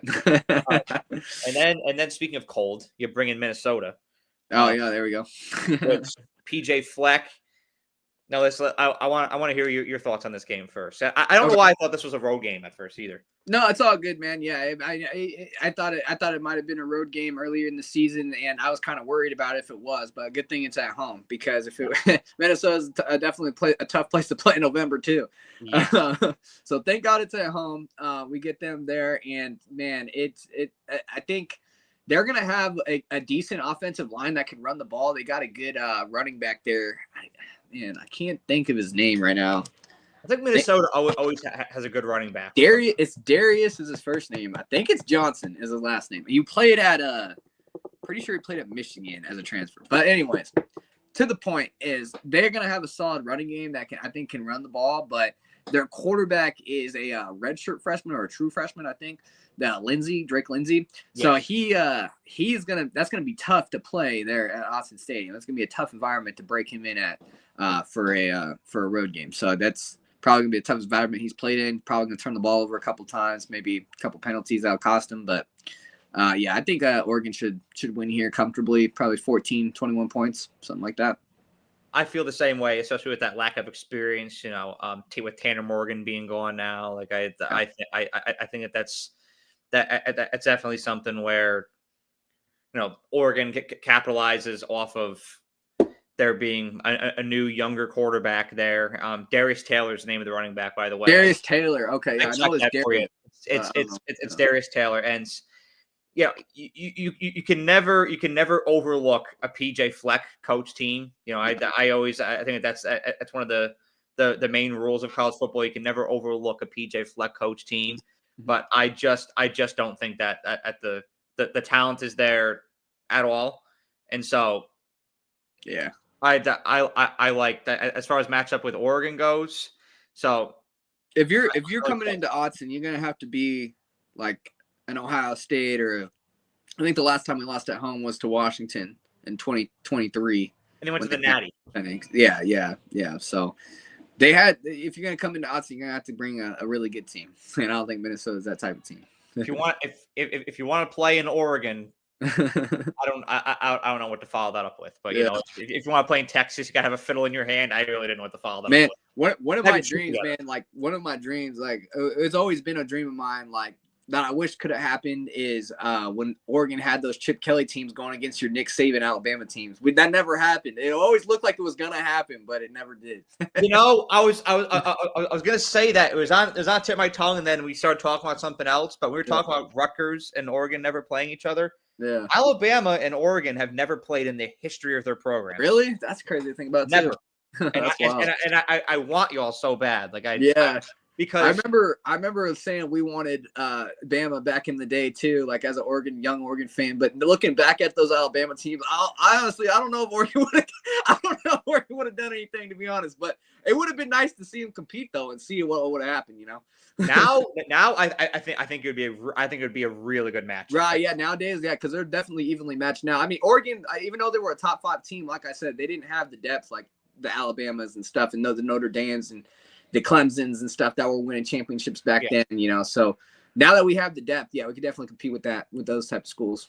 Oh my God, there's not a doubt in my mind that I think that game would be a coin flip if they were to play like I think they're pretty much tit for tat, like as far as talent, coaching, and everything goes. Like 10 years ago, I would have never said that, but now I think a big thing last year, not last year, but 10 years ago, I think a big thing with those Chip Kelly teams, it was huge when they were doing that no huddle quick style offense, because when that came out, no schools were doing that. Nobody was going fast as they can. So when Oregon did that, I think that was a big shock to college football. And like even though we had 3-4-star players, maybe like 1 5-star here and there, I think that system within itself helped Oregon win a lot of games last year. All right, sorry, 10 years ago. It threw teams off. Like it threw them off their pace. It threw them off their cadence, and that was the intention of it. Yeah. And the NFL caught on very fast. I will say that. Kelly tried it. The NFL had a year of success with the 2015, Eagles, and then it just and the uniforms too. Everybody started having their own flashy uniform by 2015. Yeah, Oregon was doing that first, and then everybody started doing it. No team ever had 17 uniforms before, and I love that. I play with Oregon all the time on NCAA growing up because I could use a different uniform every game. I'm like, this is awesome. Yeah, that's what makes Oregon unique, though, man. It's because we're college football is about traditions and keeping things the same, but Oregon kind of broke that trend. We kind of just started doing our own thing, so that's cool. Oregon has always like charted their own course, and I love that. I got somebody who commented saying Oregon, Bama in the playoffs. Imagine Alabama traveling to Austin. Jay Mulvey commented. Dude, I've actually seen a few people predict Oregon going to Alabama for a playoff game. If that happens, man, that would be electric, man. That would be absolutely awesome. Whether if Alabama came to Autzen or if we went to Alabama, man, that's a dream matchup I've always wanted as a Duck fan, man, is those Alabama-Oregon games. But, we'll see what happens. It definitely could happen in the playoffs. Oh, I just want to see our fan bases get together. I mean, that would be like just the meshing of that would be would be fascinating. And so Alabama fans, they were actually in my comments a couple times with the recent commitment of we just had a commit that was in your guys' top 3, and they had you guys. I forgot who it was. Yeah, his name's not coming to me, but he grew up in Alabama, and he's from Alabama and stuff. He's a big time like 5-star. I can't think of it. Sorry, man, but if you guys know what I'm talking about, comment it below. I'll be honest, like as an Alabama fan, like it didn't bother me that much. Like you guys get 5 stars all the time. We get 5 stars this year as well, and so I just viewed that. I was like, Oregon did their thing. I was like, you wanted to go there? Look, I'm happy that he went to Oregon, and because if he committed to us and was one of those guys that either decommits or transfers after a year or two, I don't want that anyways. And so right. I know that there's going to be some salty Bama fans out there, but I'm not. There's always every fan base, man. Some people just take it too seriously with the recruits. It's just you're going to win some, you're going to lose some. It's the reality of the recruiting trail. And the thing is, I like me as a fan, recruiting's fun to watch, but some people get way too into it and too locked in, where it's like they overhype these guys too much. Like they'll be a big time 5-star, but it's like. A lot of it doesn't matter until we actually get into the games. You know what I mean? Because that's when we find out who's actually a good player or not. Because they can be hyped up in high school all they want. A lot of these guys don't pan out. So to me, I don't really. I follow recruiting, but I don't like lock into it every day. Like like every like a lot of these guys do. And get upset about it too. A lot of these guys, like if they choose a different school, they'll be in the kids like a 17-year-old kid, man, like cussing them out. They're in his DMs. I'm like, I'll be honest. If I was 17 years old and I got a DM from some 50-year-old dude in Lawrenceville, Georgia, I'd be like, dude, especially nowadays, these kids are getting bags. They'll be like, dude, I don't care what this old guy's saying. I just made like everything he's made in his whole entire life just now. Like, I'm chilling. I'm on the mountaintop. Right? Yeah, these kids are getting paid, so they don't care. They're like, keep hating. I'll just keep getting paid. I view recruiting like like Jim Beam, right? Like it's good to have, but you don't want to get too engulfed in it, or it can lead to bad things. I mean, as a fan, I'm talking as a fan, as a college football program. If you're talking like how important it is, it's obviously really important. You need that, but like as a fan, some of these people they get way too like emotional about it. Consumption. It's like the consumption of Jim Beam, like just it's good in moderation, right? Like consuming recruiting is good in moderation. Yeah. When Naeem offered the 5-star corner last year, he flipped from Ohio State to Oregon. Fun fact, Naeem offered the 5-star that flipped from Ohio State to Oregon. He's actually the little brother of Mekhi Hughes, who came. Yeah, he's his little brother. So I didn't know that either because they don't have the same last name, but they're actually related. Yeah, they. So when Offord flipped, that's why Hughes came to Oregon. He said he's going anywhere his brother's going. So that's actually how we got those two guys. That's huge. Yeah, y'all just leveraged that connection. Yeah, that was big time. I had no idea that either until recently, a couple months ago. that was kind of right place at right time, but still, like it's Ohio State fans though. Man, you guys got to chill out, dude. Like they're still in my comments and his comments too, Alfred's comments. Just bashing the guy for not going to Ohio State. They are brutal. The only two fan bases worse are Michigan and Tennessee. Yeah, dude, I seen a graph where it's like there's like Ohio State fans, rational and chill people, and it showed like the middle. There's like no middle. It's the lines connecting. There's like no middle ground. They are brutal, and I'm telling you, after that national championship run this year, it's been. Dude, I'll tell you a quick story, real quick. Yeah. That I went to a couple years ago. I went to the Ohio State Oregon game when we went to Ohio State and beat them. And I got out. I had a not this chain, but I had an Oregon O chain. It was like an O that I wore to the game. And when I got out of my lift, because I've been to games before, like you chant, you be like, oh man, whatever, go Ducks, you know what I mean? Like you chant at people, but if you don't cross the line and start trying to fight people, dude. I get out of my lift. The lift at Ohio State, guys, if you guys ever travel to Ohio State, the Ubers are going to drop you off right in front of the frats. I'm not kidding. All the frat houses, they're like, all right, get out. I'm like, wait, the stadium's over there. Like, oh, we can't go that far. So they make you get out where the frat houses are. Bro, when I got out, I went like this with my chain. That's all I did was go like that to the Ohio State guy. He threw his beer at me, bro. I was like, damn, he didn't hit me. If he did, it would have been a different story. But he chucked it at me. I was like, bro, damn. And it was just me and my dad. He was like, bro, let's go. We got to get going. Because they're hostile out there, man. They do not mess around, bro. Like all I did was flash an Oregon chain. He threw a beer at me. It's something. Look, we're going there in a few years. I think it's 2027. I want to say Alabama. Alabama is. We're going there. No way. Few years. No, I did not know that. That's cool. That's gonna be huge. Oh, it's gonna be massive. And yeah, that's cool. That's a great game. Wow, I did not know that. That's some breaking news for me. That's cool, man. Oh my God, two of college football's best programs. Yeah. I'm for the first time since 2020 in the Natty. I'm so excited. But, you go to Ohio State, or they come to you guys? It's home and home, and so. Oh wow! So wow, that's cool, man. Yeah, well, that's really cool. I like that, man, because I like Oklahoma State. I like Baylor, but I want new home and homes, man. Let's get these guys. Let's get some Alabama on the schedule. We need Oregon, Alabama. That needs to be a home and home. That would be tight. Getting the fan bases combined and the environments, right. We would turn up for Oregon, and I know the same would happen up in Eugene. So see, and that's going back to Oregon State, man. That's the problem. If Oregon and Oregon State continue the Civil War, Oregon can't do that type of stuff for 10, 15 years. So it's just kind of the position we're in with that. Which it's kind of it's a double-edged sword. Like I want that rivalry to keep happening, but I also want to see that's part of the direction I like that college football is heading into, is just seeing you get better matchups. Like Ohio State, Texas start the year, LSU, Clemson. Yeah. Like we need more of that. Notre Dame, Miami. Like this. Yeah. This first week is going to be incredible. Week 1 is legit, man. Yeah, I'm excited.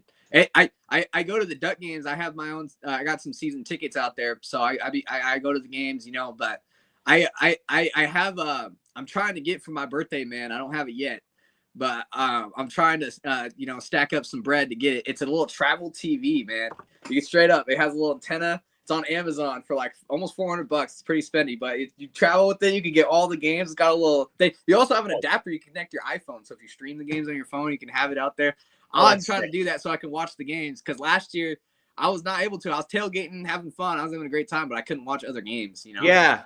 You want I mean, you can almost, if you're out on those quads too, you can almost, they're tough to find because so many people use them, but you just get like an extension cord. A lot of people out on the quad and at Bryant Denny, they'll have TVs out there, but they also, and I don't know how the hell you get into this or how much this costs.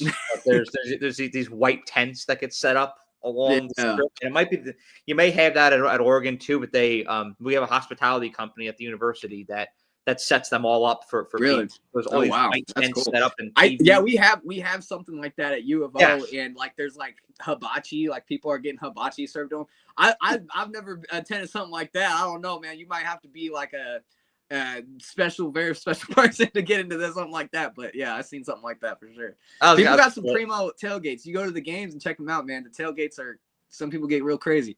I'm excited that I can't even picture what an Oregon tailgate is like, but I need to go up there at some point so I can see it for myself. Yeah, the tailgates are pretty legit out here. I mean, I'm sure you could find some crazier ones, like Ole Miss is pretty crazy out there, but yeah, I mean, the tailgates are fun, man. You got outside the stadium, you got fields that people kind of rent out, so you can just be in a field.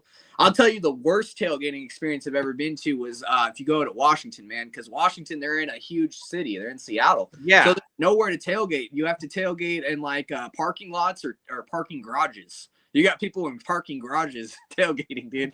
It was ridiculous, man. I hate Washington. I'm sorry, dude. I hate everything about them, dude. Their tailgate is so awful. I'm not even saying this just because I hate them. That's so awful, dude. It's like, who wants to go to a giant metropolitan city and tailgate in a parking garage? Dude, that was so awful. You're gonna be fighting homeless people the whole time, dude. Yeah, that's where all the homeless people are too. You tailgate with all the homeless people, and then you got parking lots that charge you like $150 if you want a parking lot. If you don't want a parking garage and you got $150 to park there, it was horrible. You go to Oregon, man. You got people have their own property.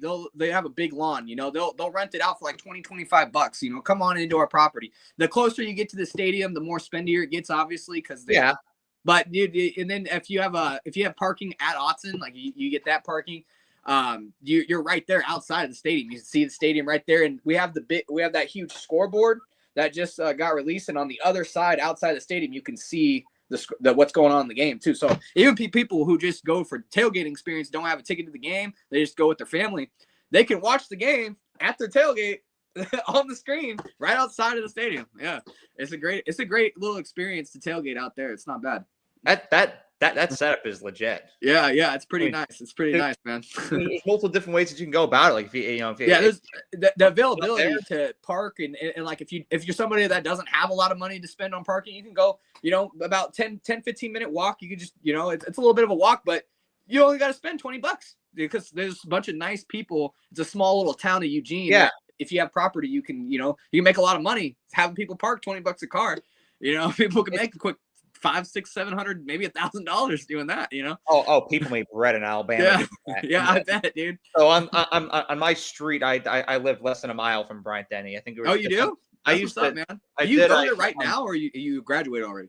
I did when I live in Fort Worth. No, I actually live about a mile and a half from Amon G. Carter, where Horn Frogs play. And you were from New York? I'm from northern New York, like up by Vermont. What brought you to Alabama? I love the South. Oh, okay, yeah, I that's love what's up, man. Like I will always live in the South. I will never move. Like I'll always. I've never been out there too much, man. I went to Georgia for the Georgia game when we got stomped and kind of experienced Atlanta and stuff. That was pretty cool. Went to a Waffle House. Oh yeah, Waffle Houses are. Yeah. And we have so many of those kinds of things down here. Like there's Waffle House and Alabama. There's a chicken place called Fusackley's. Okay. That's really good. There's Fusackley's, Guthrie's. Zaxby's is another one. I heard of that one. Yeah, that's really popular. Cookout. If you go a bit further east from Texas, like in Mississippi, Alabama, the Carolinas, Georgia. Yeah. Your guys' tailgates out down south probably outperform Oregon's. I ain't gonna even try to debate that one. But I do. I will say Oregon's got some good tailgates, man. Ole Miss is like, we have good tailgates, Alabama, but Ole Miss is. I don't know if anybody does this, and I don't condone it. And please be 21 or older. But if y'all do smoke the ganja, man, Oregon's got some of the premium.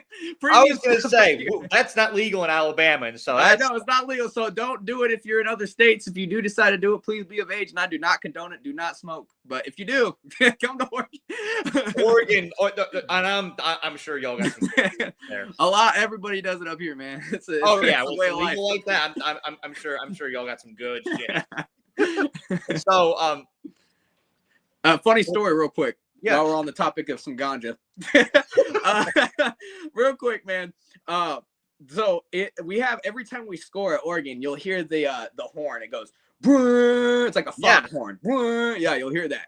That's been there since the 60s, 70s. I think it was actually started in the 70s. So the 70s and the 80s, that became a thing. That foghorn's been there ever since. Yeah. The reason they actually have that foghorn, now you're not gonna find it official on any university website or anything, but legend has it. The reason they have that is because back in the day when Oregon wasn't as good of a school in football, and we're like 6-6, 5-7, maybe 8-4 on a good year, the team wasn't as good, so the crowd wasn't as packed. So we would have people. There was a lot of stoners, a lot of hippie stoners in the 70s and 80s here in Oregon.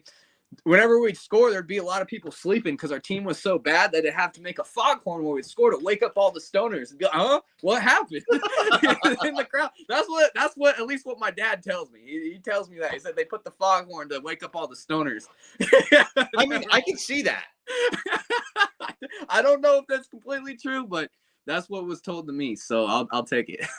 I can totally see that being like it all makes sense, legend. Right? Like not a very good team. You're kind of in the crowd. You're stoned. You're all sleepy, and then all of a sudden we score.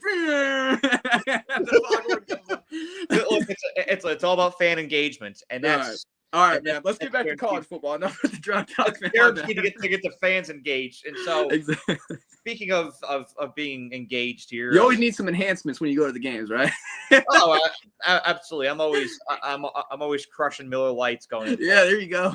That's the way, man. Miller Lights and college football wouldn't be college football without the enhancements. Yes. There's the game, but then you put the game on a pedestal when you get. I mean, go to a college football game and go to an NFL game. Tell me the difference in vibes. I'll tell you, the college football crowd got a little enhancement. Oh well, I mean, I went to story time. We'll go right back to Oregon USC, but I'm sorry, man. No. I like this. You know, I went to the Alabama Georgia game last year, and that environment was unbelievable. You went to that one? Yes. Oh man, that's cool, man. I went to the Ohio State Oregon one when they came here, so. We both have seen some damn good games. I think that's 1 and 2 as far as your games go last year, and you can put it in either. That Ryan Williams catch, that crowd had to go. it was shaking. I've never felt the stadium like that, and I was pissed off in that moment because we allowed 5 4th down conversions, and yeah, I was pissed off. But that happened, and I was still kind of pissed off, but I you know, I embraced the moment. I was like, that was pretty damn cool. And that was intense, man. That was quite a play. It was unbelievable. But oh God, I forget where I was. I'm so sorry, man. I threw you off. No. You're fine. You're fine. I asked you if you went to that game, but you were saying you were at that game, and I was at that game, and it was one of the most electric atmospheres I was ever in. That's awesome. And there's college football. You can't relate. You can't compare to it, man. When it's in those top moments and those top games, man, those feelings you get. It's almost like a roller coaster ride, man. Like the feelings and emotions you get, man. It's awesome. The up and down. So okay, that's what it was. That's what it was. Okay. And so I worked for the Cowboys in sales from May of last year to June of this year. I work with Nexstar Media now. I have a different job, but when I worked with the Cowboys, I went to that Alabama game in September, and then I think it was the week after the Cowboys hosted the Lions, and that was a beatdown. But the environment was just not even close to what you saw at Alabama. I was like, and this is a huge brand. This is the Cowboys. It's not even close. Right. Yeah. NFL game, man. I went to like a Seattle Seahawks game. I've been to lots of Duck games. But the Seattle Seahawks, it's loud. It gets loud, but there's no rowdiness. There's no like there's not a lot of chirping. Like, with college football fans, they like to chirp. You know what I mean? Oh yeah. I as long as it's respectful and about your team, I like chirping. I like trash talk. I do. If you know me, a lot of people follow my Duck Zone page. You'll see me in comments all the time chirping.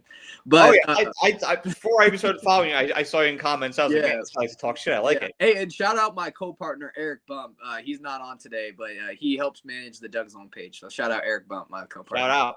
Yeah, but yeah, man. As long as it's respectful, you're not like trash, like being disrespectful to nobody. Basically, you can trash talk teams all you want, but just don't go make it personal. You know what I mean? Yeah, once you make it personal, it's not, and that's not what we're in this for. But Like I could trash talk somebody's team, say they're trash. Demon Williams is gonna be a horrible quarterback. No, I'm just playing. He's gonna be a good one. But we can say all that without having to be like personal attacks on how you look or whatnot. That's you don't have to be a jackass about it. Yeah, exactly. But no, man, going back to like one of the best college football environments. I went last year to the Ohio State Oregon game when College Game Day was there. I'd never been to College Game Day. Unfortunately, I wasn't one of the ones to camp out all night to get on TV. I mean, damn, those guys are really dedicated. But I did go to the College Game Day set and got to see them, talk and stuff like that. And I was there. Kind of on the side, and it was just crazy experience, man. That was so fun to do at 6 a.m, man. I'm seeing people chug beers and stuff. I'm like, damn, people are insane, man. And then to go from that, kind of have all day to tailgate, and then have that game kick off at a good time.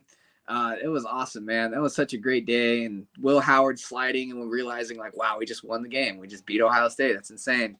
It was definitely, probably, to be honest, that Ohio State game was probably the best game I've ever been to, right behind the 2017 game with Oregon and Washington. We beat them in overtime when they were, national championship contenders with Jake Browning and stuff like that. And we beat them in overtime. I think it was actually 2018. Whoops. Yeah. 2018 was the year we beat them at home. Yeah. And that was with Mario Cristobal. That was one of the best games I've been to too. The crowd stormed the field.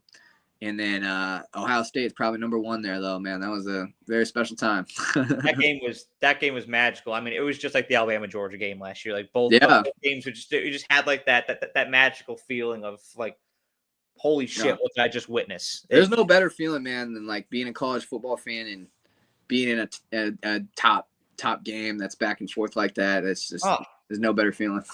It's second to none. There's no other. I love college basketball too, but there's no other sport that can bring that kind of feeling out of you. And so, well, I'll bring it back to the schedule here. Yeah, let's do that, man. Sorry, man. We should have just kind of did the schedule first and then went on. Oh, it's fine. It's fine. I mean, that's what this is all about. Are these kinds of conversations? Yeah, that's cool, man. I really appreciate going down that rabbit hole. Now, speaking of, good games to end the season here, we've got Oregon finishes this season off with what I like to call 2 Pac-12 games. Yeah.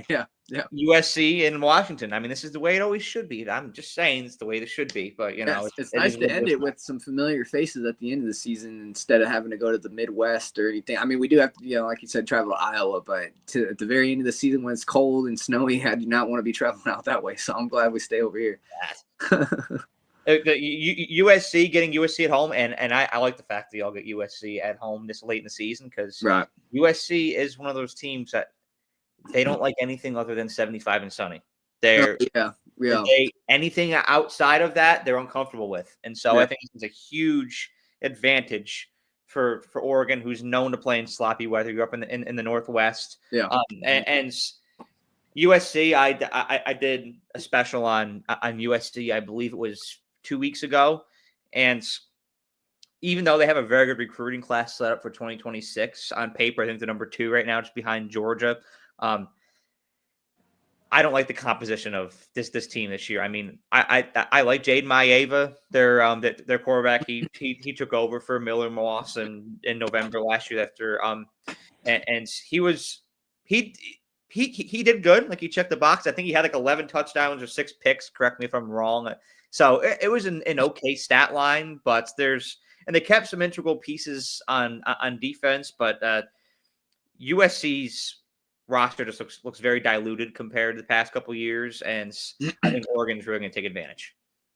Yeah, how much do you think? Like, what's the score prediction? What do you think is this game going to be like? I think that this one is a. I'm feeling maybe 31-20. Okay, something like that. Yeah, that sounds about right. I think USC came to Oregon a couple years ago, and I think I previewed that game in 2023 when USC came to Oregon. I went to that game too, and when I look at USC, man, it's the same story every year, and I think it has to do with Lincoln Riley. I really do. I've been saying this for a few years, ever since he's been at Oklahoma. Lincoln Riley is going to give you a good offense. He's going to give you a great quarterback, but his defenses are not going to do a damn thing. They can't defend anybody. So until Lincoln Riley proves me otherwise, I don't think that USC is going to be – I honestly look at them as very overrated. I don't think they're that great. I mean, they can pass on you. They can definitely – they have Jaden Maiyava. They got Mekhi Lemon, Hughes. But defensively, they've never been able to put it together, even going back to the Oklahoma days. So until Lincoln Riley can show me – that he can build a defense, I don't think USC is going to be a threat in the Big Ten, to be real with you. And I think that they always been able to recruit, but going back to development, I mean, look at Bear Alexander. You bring him in, but you didn't do anything with him. You had a Heisman winner in a quarterback, but the team overall didn't perform that well. So Lincoln Riley, to me, I mean, he's going to give you consistency. He's going to give you a good quarterback. He's going to always give you a good offense and some wide receivers, but he's never going to give you a good defense. So with that being said, USC hasn't beaten Oregon in Autzen since 2011. So it's been a long time since they've even came in here, and done that. So I don't think they're going to do it here in 2025. I think Oregon wins by 2 or 3 scores. A lot of our guys on our roster too look forward to this game. They actually circle this game more than the Washington one. Even though we're rivals with Washington, a lot of our players do come from Southern Cal. So they look at this game as like, a homecoming, their rivalry game, the team that they've looked into. So this game, I think Oregon's going to be up for it. I think they should win big at home for sure. Like I think like 45-21, something like that. I didn't even think about that. And that's part of me being in the South and not out there. It's like I didn't even look at that factor, because that's a big thing. Like when Alabama plays Auburn or Alabama plays Georgia, there's a lot of guys are from Alabama and Georgia on those exactly teams. And so Oregon doesn't have a lot of homegrown talent. Like our guys, our state's kind of small. Like we only have like 3-4 million people out here in the state of Oregon. So we don't have like a lot of homegrown Oregon talent. I mean, there's a few guys that are like 4 or 5 stars. We might have 1 or 2 5 stars every year, but Oregon's not a big recruiting high school state, so we have to dip into USC's country, and we've been doing that for the last 15, 20 years pretty damn good. Standing down there, so that's I'm sure that's been fun to watch as well. That's why their fans don't like us too much, because they used to own us. The USC, obviously, their history, but since basically about 2006, after they won that national championship, USC and Oregon kind of overtook them. Like, as far as shine. So ever since those Pete Carroll days ended, Oregon as Pete Carroll with Reggie Bush, as I like to say. Pete Carroll. Next, you got to give a name for Jim Harbaugh. Yeah. I mean, nowadays, because they all get paid, I mean, it's not really cheating anymore. But back when we weren't paying them, I always used to argue with USC fans, like, be quiet, man. Y'all had Pete Carroll with Reggie Bush. Be quiet. I love it. Hey, man, you can't spell suck without USC. You can tell I've been trash talking a little bit, huh? That's true. I'm gonna use that one. Use it for South Carolina. I'm gonna use it for USC. You can't spell suck without USC. I love South Carolina, but with this being a subjective show, I'm not gonna say what exactly. But there's South Carolina and USC. I like one. And another South Carolina I like too. I have nothing against South Carolina, but USC, man, they can screw off, man. It's for me. It's because of the thing with Notre Dame. That's my big thing with them is the way that they're approaching that whole rivalry thing, which is a whole other conversation. But that's what has, because that's a rivalry that I grew up on that I really fear that we're going to lose. Right. And a lot of it has to do with USC, because Notre Dame's very new and USC's scared. And so USC's all scared, man. They're always scared. They're the University of Spoiled Children. They got another shot you can take at them is take notes, Duck fans. I got you with the at least my mascot isn't a condom brand. We could do that one too. There's a lot of shots you can take at these guys. Trojan, give me a fucking break. Yeah, USC fans probably want me to stop and get off them. Let's go to the next team. No, we can keep going. All right, let's keep roasting. No, let's go up to Seattle. This is Thanksgiving weekends. Love this.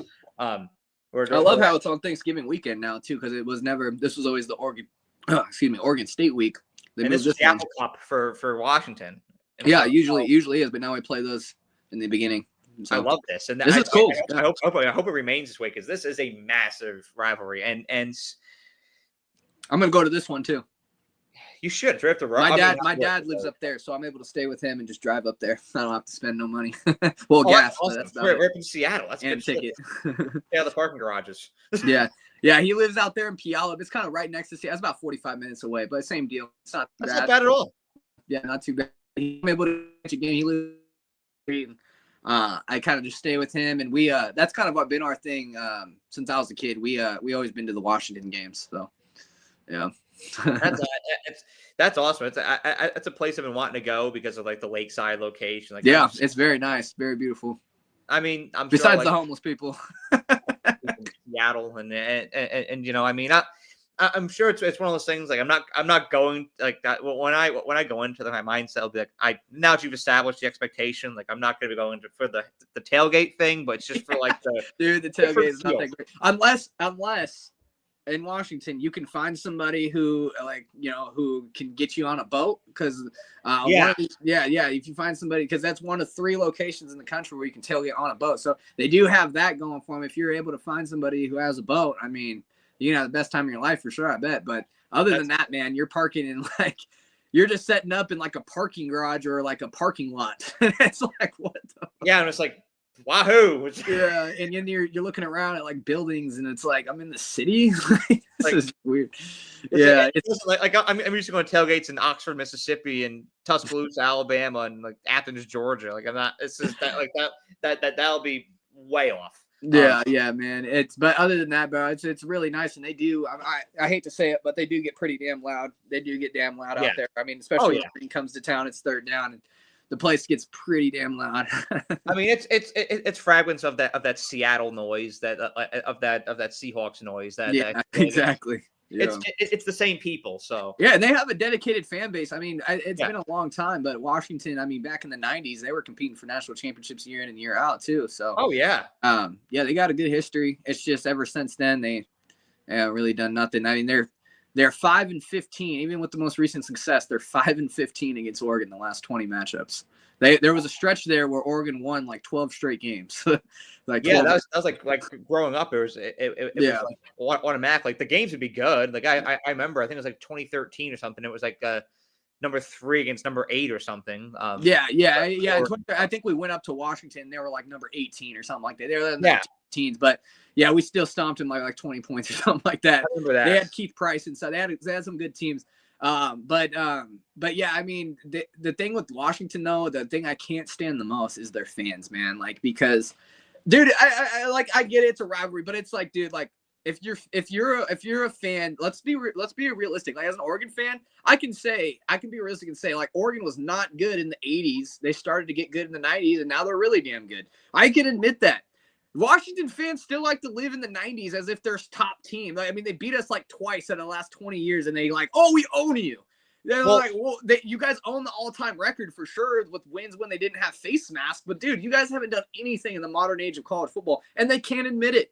That's the worst thing about it. It's like, at least admit that your team has gone downhill. You know, that's the biggest thing I have with Washington fans. But anyways, it's like Alabama and Michigan. Like they've beaten us twice in a row now. It's always like, we own you. Yeah. Like, no, you really don't. But Alabama's been owning all of college football for like ever. It's like, look, it's great. Like, congratulations on that. Like, you don't own us. Come on. Yeah. Well, I actually don't know too much about Alabama's history, but I think, right, you guys were kind of the same deal though, right? Before Saban, you guys weren't competing for national championships before Saban, right? Oh, I mean, we went through like a dark spell. So 92 was until we won it in 2010. 1992 was the last time that we did it against Miami, and then it was, as far as championships go, it was a dry spell. A lot of like average, maybe slightly above average years, like a lot of 8-win years, like 6, 7, 8-win years, and there was Mike Shula before Nick Saban, and it was one of those things where the team was good. Like,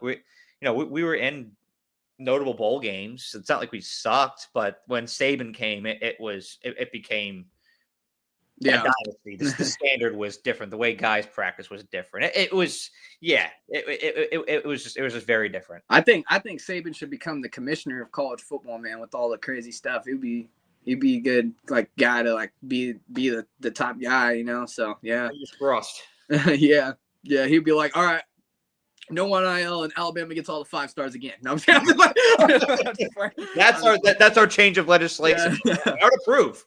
Yeah. Well, I think that's a big reason too, man, of why NIL got started is because of the Nick Saban teams, man. You guys had just 5-star after 5-star just sitting there, man. On the bench. It's like this is bullshit after a while. Yeah, but that's I look at that as people like to complain and say, well, look at those Alabama team. It wasn't fair. Well, how wasn't it fair though?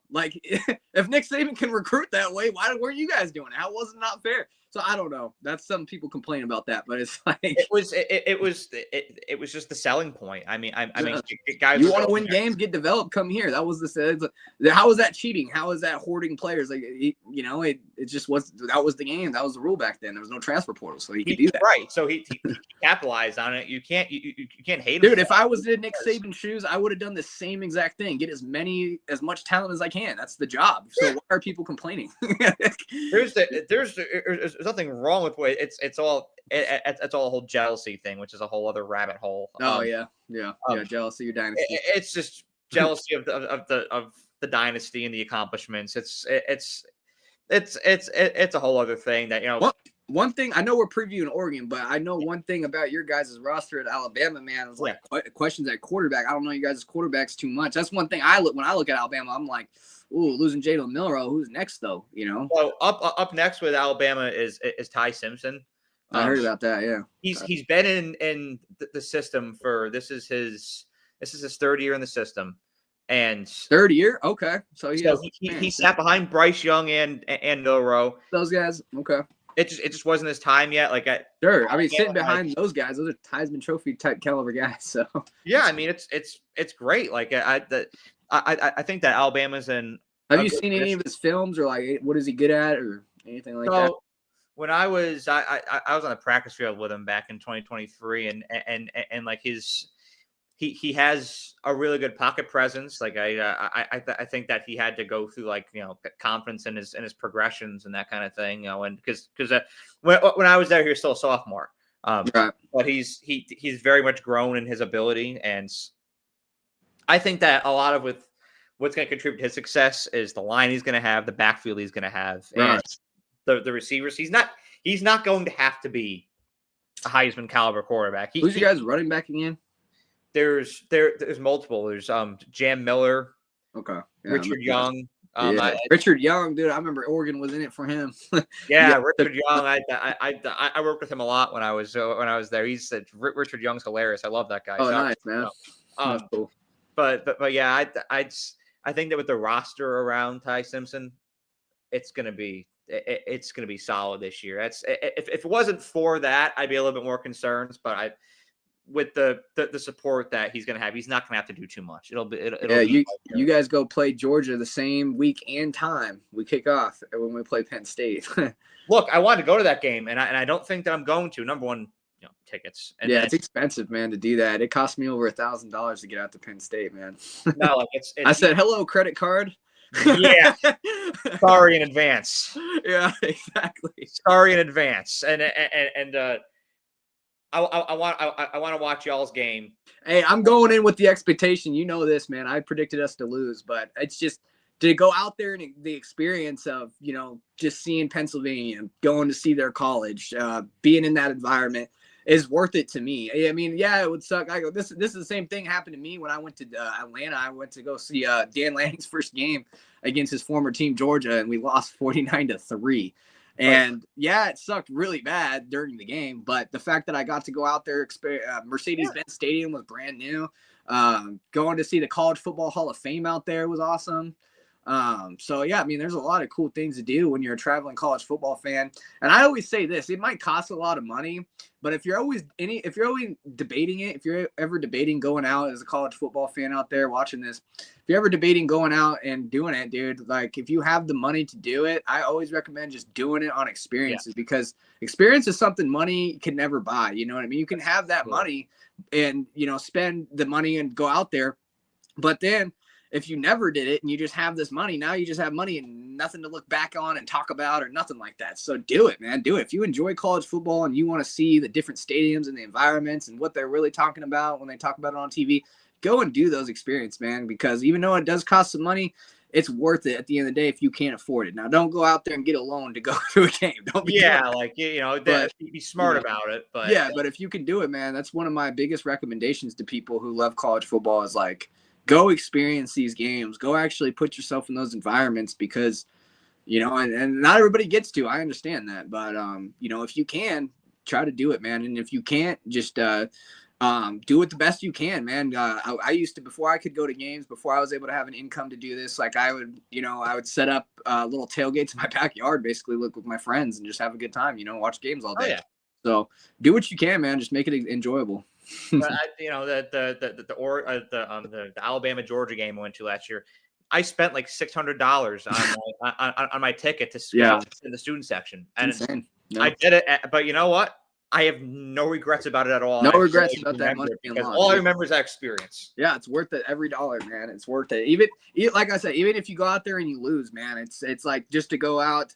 If you go on a road game, is in specifically what I'm talking about. If you go out to a road game, it's just cool to experience the town that you're in, the different places to eat. It's just always cool, man, to experience some new stuff.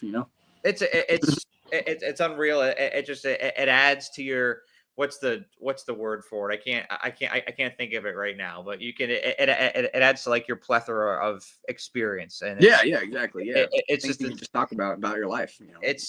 I'll always be able to tell the story of that Alabama Georgia game. Yeah, even when I'm in my 40s and I have kids and a wife and grandkids. Like I'll be able to tell that story. And so like it's just always something that. The Ohio State game for you, you'll be able to tell your child about that at some point. Like I was at that game, and it'll be a story. Your grandkids, you'll be able to tell that story. Exactly. But as far as this year's UW game, I'll be honest. Yeah, I have Oregon drop. That's the game I have Oregon dropping because they're going to be 11-0 going into a rivalry game on the road. It may be sloppy with the rain up there. Yeah, I think it's an advantage for Oregon because I think that it helps them when it comes to the postseason and motivation and correcting what's wrong, having that few week break like we talk about. I think it'll help Oregon more than it hurts them. Yeah, I agree, man. I think this is definitely a tough game. I'm not going to deny that. I think Jed Fish is a good coach too. You've seen what he did at Arizona, and he struggled last year at Washington in his first year, but you kind of expect that with all the talent.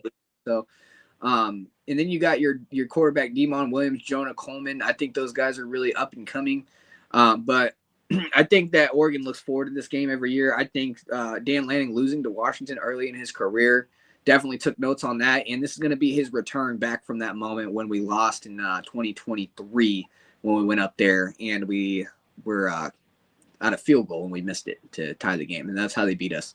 Then we ended up meeting in the Pac-12 championship and then got us again. But yeah, I mean, I think Dan Lanning in specific, I think this game is really, really, really important to him. I don't think this staff is going to allow this team to lose this game. I think there's a lot of pressure on the Ducks too because I think they're going to be right there in the Big Ten championship talk. Just with the way everything might work out. So I do think that with like the stakes on the line and I think the attention to detail that Dan Lanning and the staff's going to bring to the Ducks, I think the Ducks will get it done. I also think that the Ducks, Washington, brought in a lot of the same guys, which is a good thing, another year of experience and all that, but they didn't really wow me in recruiting or transfer portal. There's nobody that they really brought in to make me change my mind about them too much. The fact that they're in a second year under Jed Fish and they found their quarterback is nice. Might have a little bit of an upgrade there, but I don't see them competing with like the likes of Oregon, Ohio State. Like when Ohio State comes in there, a lot of people have them on upset alert. I think Ohio State's going to take care of business. I think until they start recruiting better and bring in more talents, they might be able to compete with us, but I think Oregon should handle business by like 10, 14 points. I think they'll get it done. I think it'll be a tough game for sure. Maybe like first half, Washington might grab the lead or something, but I think Oregon will finish off strong. I think Dan Lanning will have these guys ready to finish it off. And now, this is one that I'm flip flopping on too. Like I may end up doing the Penn State lost and Oregon winning this game, but there's those that when I look at your schedule, those are the two hardest games. And so you got 10-2, and then I have 11-1. Is what it looks like. No, I have 11-1. You have us winning the Washington game? No, I have y'all losing that, but winning. No, yeah, you had us winning Penn State. That's right. Yes. So I'm 11-1. thinking about flip flopping. Like it's either going to be Penn State or Washington. Okay. And I have us losing to Penn State. That's the only game I have us losing to. The other one I say that we might lose is Iowa. Yeah. I think that one could be a struggle and maybe lose by a field goal or overtime, something like that. But I think Oregon gets it done. If I had to bet my money on it, I'd bet on Oregon. So I think Penn State, man, just because of the roster that they have, bringing stuff back, and then if Oregon would have got Penn State like later in the season, like a little later, a couple weeks later, something like that, maybe when they like play Rutgers or Minnesota, something like that, if they got them during that time, I think Oregon might have had a little better chance of winning that game. But just the fact that I don't know if Oregon will start fast. I think Oregon's breaking in and basically a new offense, all new offensive line, wide receivers. Oregon. And this is the first game that you have where somebody's going to be punching you in the mouth as hard as you punch somebody else in the mouth. So I just think that Penn State's been building up to this moment as well. I mean, they've lost a lot of big games in James Franklin's career. Yeah. So that's going to be a big one for them and a one for them to prove. Because if they don't win this game, I think there's just a lot more pressure on Penn State. Because if they don't win this game, then James Franklin's talking about a hot seat with all the hype he's got. It's going to be he can't win the big game. So I think there's a lot of pressure for James Franklin and Penn State to win this game more than Oregon. And I think Oregon can really just use this game as a teaching lesson and a lesson to get better with the loss and to move forward from it and see what a hard, Dante Moore's going to get his first taste in a wide-out game, a very, very difficult game to play in. So that's going to be his first time playing in something like that. I mean, he did play at UCLA a little bit, but nothing like this kind of environment he's going to be in. So I think Oregon drops that one. Other than that, though, I think they have the talent to run the table there. I think they'll contend for the Big Ten. And I did say something earlier. I said Penn State would play together 3 times. I actually scratched that after looking at I just looked at my playoff prediction. I actually have, so I have Oregon and Penn State playing twice. I have them losing in the regular season and the Big Ten championship. I think Penn State is going to go in with one loss to Ohio State into the playoff is what I have here, and then I have Oregon losing to Texas actually in the championship. So I have Texas beating Penn State and the playoff, and then that game was electric. So I have Oregon actually going farther.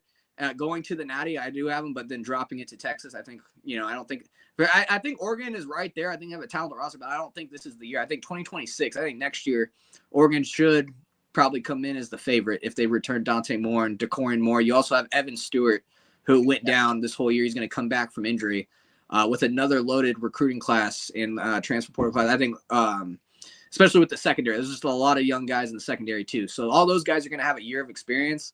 In 2026, I think Oregon's going to be primed for a national championship run. But this year, I think they'll come up just short. I think Dan Lanning will accomplish his goals of trying to repeat his Big Ten championship. I think they'll fall short because Penn State has that experience. I think it's their year to kind of shine.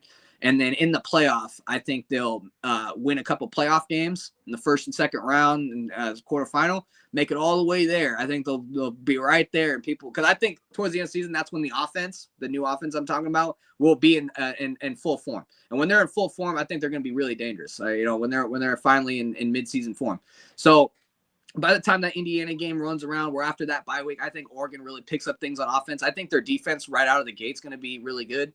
Defensive line is going to be the strength of that team. They bring in young guys that are really athletic, big 4 or 5-star guys with Dylan Thieneman as safety. Kingston Lopa is a guy, a sophomore that they brought in. He was a freshman last year, and he covered Tyler Warren pretty damn good. I mean, Tyler Warren still had numbers, but they trusted him, a freshman, to cover Tyler Warren in that Big Ten championship game, and he's going to be a big-time player at safety next to Dylan Thieneman. So he's going to be huge. Ife Obadegwa, I mentioned earlier, is going to be huge. Jaleel Florence comes back from injury. He's a senior. So he's the most experienced corner. He came back from injury. So altogether, I think the team is a lot more talented than last year. It's just the experience that it lacks. And I think in those big moments with a less experienced team, I think you might come up short in like a big time game against Penn State. Maybe in the Big Ten championship, if you find your way there, you might come up short. And then I think you get some playoff success. Dan Lanning gets his first taste of some playoff success, but just comes up short against Texas in the national championship. Which that's very fair, and you know who would love Texas winning the national championship is ESPN. They would. Yeah. I believe them though, man. I am a believer in the Texas hype, man. Like, Sark's been there the last 2 years, right? Got some playoff taste, some playoff success, and lost it. I like Arch Manning. I think he is legit. The receivers they bring back CJ Baxter too. I mean, these guys are deep, man. They look the part. They bring back a good quarterback too. I mean, I think they can do it. I really do too. Like, and it's one of those things where like it seems simplistic to say like, oh yeah, Texas is going to win it all. It's like, oh yeah, that's like the number one choice. But you almost can't overthink it either. I mean, I'm making my playoff bracket this week and presenting it next Sunday, and so I haven't put mine out yet. I kind of just leaked it. Yeah, I know. I'm trying to keep mine hush hush too. I got you. I got you. there's some teams I know they're going to be in it, and then some that I'm still deciding on what the seeding's going to be like. But I got a hot take. I got JMU at number 12. I've seen. Who the hell? I think JD Pickell had them in his. Oh, really? He had them too. Okay. I think those guys looking. Somebody did. I read the little magazines in the store. You can read. Yeah. I read about JMU, man. They got a good roster and they got an easy schedule. So they're a little sneaky one to pick at number 12. That one's either going to be JMU, Boise State. A lot of people got Boise in that number 12 spot. Yeah, Tulane, or Tulane. A lot of people think Illinois is going to be good again, but I don't know, man. I think they're going to be not as good. Illinois won a lot of close games last year. A lot of close ones. The only good thing about them is that they have good return production. But yeah, they got everybody returning, but all those returners, they won 10 games, but I think like out of 10, like 7 or 8 of them or something like that were like one possession games. So yeah. Could have went either way. Could have easily been the other way. You know what I mean? Yeah. So, you flip the season on its head and it looks like Kansas did. I think they have a harder schedule too. They do. I think they look out. They don't have to play y'all. I don't think they have to play Penn State. No, we don't play Illinois this year. Yeah. Y'all don't play. I don't think they play Penn State either. It's either. Yeah, I think unless they play Penn State, they don't play Michigan either. They only play Ohio State. That's it. I made a video about them a few weeks ago. Yeah. I wanted to have a shout out here too. Puddles commented on our live stream here, and so I had to take a picture of that. Puddles was, Shout out Puddles, man. Shout out Puddles. I'll be honest. I think Puddles is the best mascot in college football, and I'm not just saying that because you're on here. Puddles is he's a good mascot, man. He rides a motorcycle, like it's sick. Yeah, he's one of the top ones. One of the ones I always like, man, is completely random. It's just because he has no arms. He's just a tree. It's the Stanford mascot, the Stanford Cardinal. It's just a tree ridiculous. With no arms. I used to play mascot mode in like NCAA 13 and be like, the tree with no arms is throwing a pass and catching the ball. It was so funny, dude. Is he catching with his mouth? Dude, I had no idea. It was like the tree would get stuck in the tree. I'm like, what is? I played the Stanford trees a couple times, so I'm just like, how is this happening? Stanford, man. R.I.P. to Stanford, man. Good old days of Stanford and Oregon football were legendary. Like they were great. We had them that like 5-year span. It was yeah. Once David Shaw left, it went downhill. I would say probably closer to 10 because it started. Which is weird though. You'd think they'd be a good school because they're loaded with money. I mean, Stanford's elite, prestigious school, but I just don't think they take football seriously. That's the thing is with revenue sharing, like everybody has that 20.5 to spend, and so right. A school like Stanford is like really prioritizes like their Olympic sports, making sure everybody has a cut of the pie. Whereas like Oregon makes sense. Like, yeah, Oregon's football and basketball kind of, but football is the main thing. Like Alabama, we still have most of our money allocated to football, but our basketball budget's bigger. So is baseball, kind of, but football.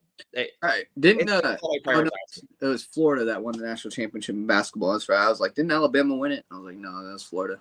We were Elite Eight this year, but hopefully. I don't follow basketball too much as I do football, but I do get into it. I like basketball too. I love college basketball. I've been getting into it more. They got the game coming back out too. I'm so excited.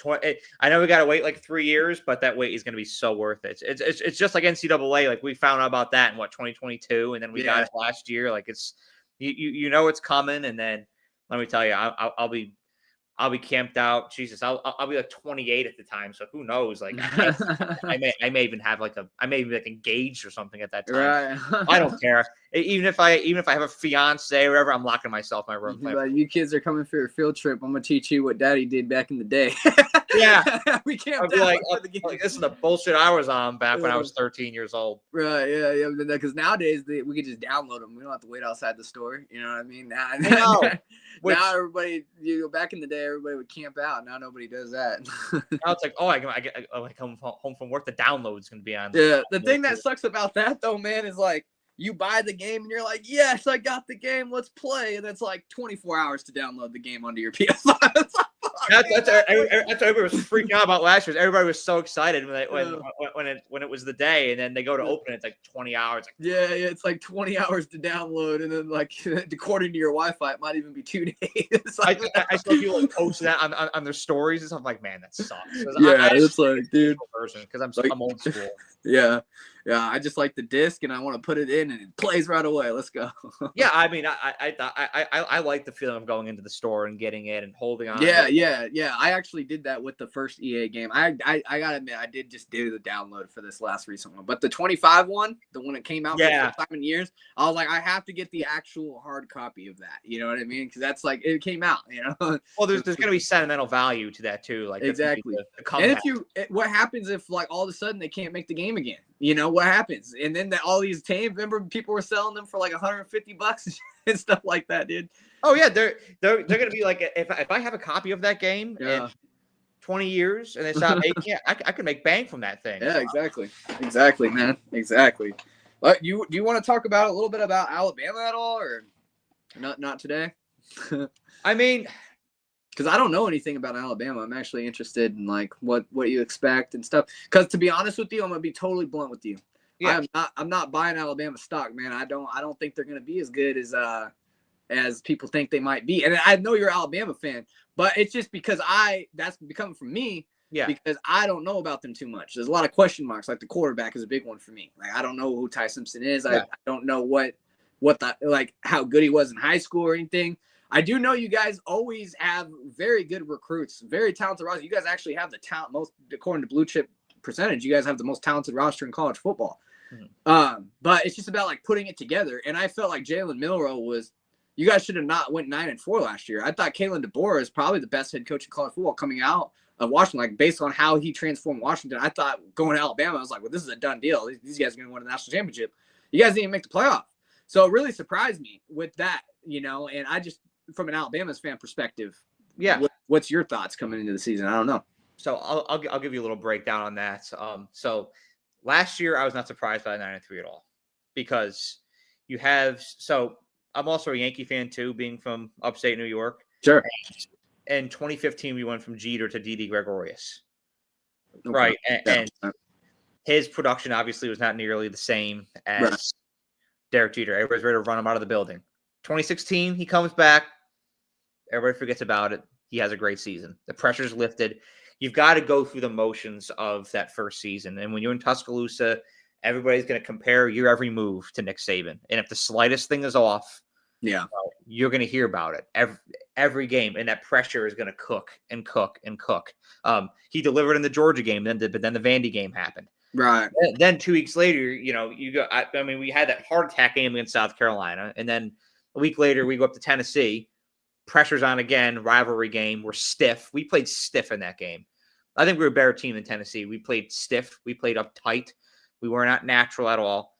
Tennessee pulls it off, and then Oklahoma, the mistakes just. That one was a bad, man. I don't understand that one at all. That was the worst one of all of them, if you ask me. But when I talk about Alabama going into this season, the reason why I'm really bought in this year is because knowing what Ty Simpson is in his style, he pairs with the vision that Kalen DeBoer has. Right. His offense.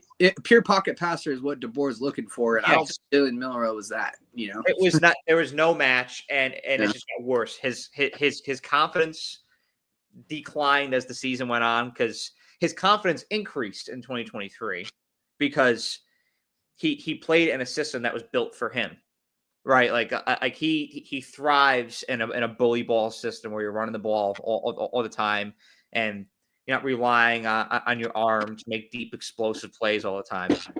But that's what Kalen DeBoer wants to do. I mean, you saw what that national championship team looked like in 2023, a team that played in the Natty with Rome Odunze and Jalen McMillan, Jalen Polk. Like, you know what that team looked like.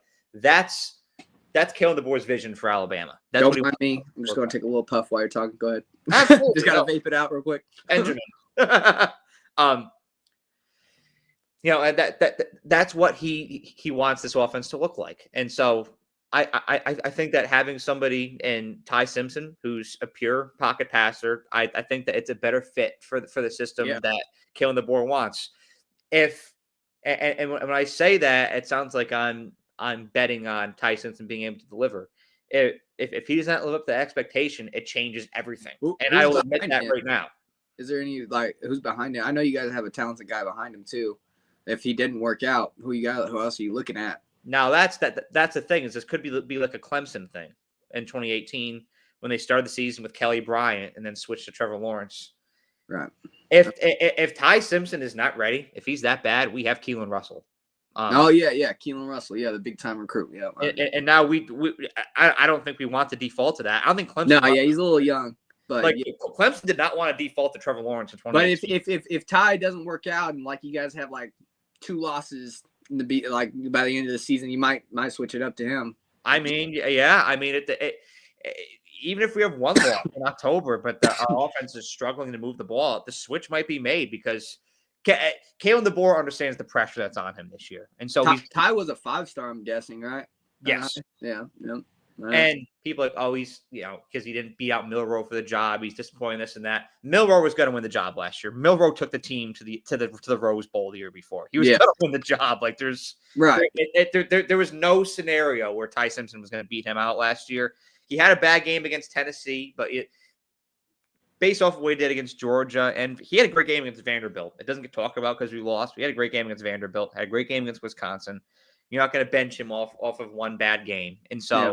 But his confidence went down as the season went on because he just was not a match with our offense and the vision for it. Now you have somebody who does. That's why I'm bought in. And then also you look at Alabama's roster, there's no holes anywhere. Yeah. I mean, offensive line, running back room, receivers, cornerback room, secondary. There's no holes anywhere. My only slight concern is if somebody goes down on the defensive line. Who's going to back them up? I think there's a little bit of a drop off from our starters to the second string on the defensive line, specifically speaking. But everything else, I think that Alabama is a 10 to 11 win team this year. And I think they can make a run in the playoff. I don't know how far I'm going to have them yet. If I'm going to have them in the national championship or the quarterfinal, I've gone back and forth on that. Just like I've gone back and forth on Oregon with that too. I haven't even looked at the Alabama schedule, man. I know you guys play at Georgia, which is pretty tough. We play at Georgia, but we get LSU at home, which is big. We get Tennessee at home this year. We get Wisconsin at home. You guys have to play at Florida State. Wow. We have to play at Florida State week 1. We have to play at Auburn. That's one that's not talked about enough. That Auburn's going to want us this year. And then Auburn brought in Jackson Arnold and a good wide receiver as well. Eric Singleton from Georgia Tech. Yep, and he's going to pair with the other guy that they had that was pretty good at wide receiver. I forgot his name. But they have a good. I think they have a good little decent passing attack. So at Auburn, that's always tough. It's at Auburn, right? Yes. Yeah, it looks like it. And then let's see. That's really scary. At South Carolina too. Yeah, at South Carolina, the North Sellers is no joke. Your guys' schedule here at Florida State, and then you got Wisconsin coming in. That's not bad, dude. That's actually kind of tough. I mean, those guys underperformed last year, both of them, but they're looking to rebound and maybe be better this year, So those are going to be some sleeper games for sure. I think that, and the thing too with the Alabama team is there's so much extra motivation from last year. Vanderbilt coming in. Brian Denny's going to be on fire for that one. like that, and that's when like Diego Pavi in that game, and then Thomas Castellanos. He was talking shit, dude. He's talking crazy. He's talking some crazy shit to where yeah, dude. Alabama players are gonna kill him. He's not big either. He's really Bama, small. Tennessee, LSU. Like, he's talked shit about a lot of different teams. Like it's. You want to get into this debate? You want to get into this debate? Why the hell are SEC teams still playing like Eastern Illinois November 20? Play 9 conference games, please. Oh, y'all do the same thing. Come on, man. Y'all do the same thing. You're playing Montana State week 1. Or Penn State. That's why we playing them in September. Y'all playing them at the end of the season when it's time for the biggest games in college football. Playoff rankings are out. We are playing the conference. We need to change this, man. Come on, let's be real, man. If it makes you feel better, I'm advocating for everybody. Thank you. Okay, look, I love people who talk college ball, but like, man, this SEC, like TND takeover, me and him get debates in the comment section all the time.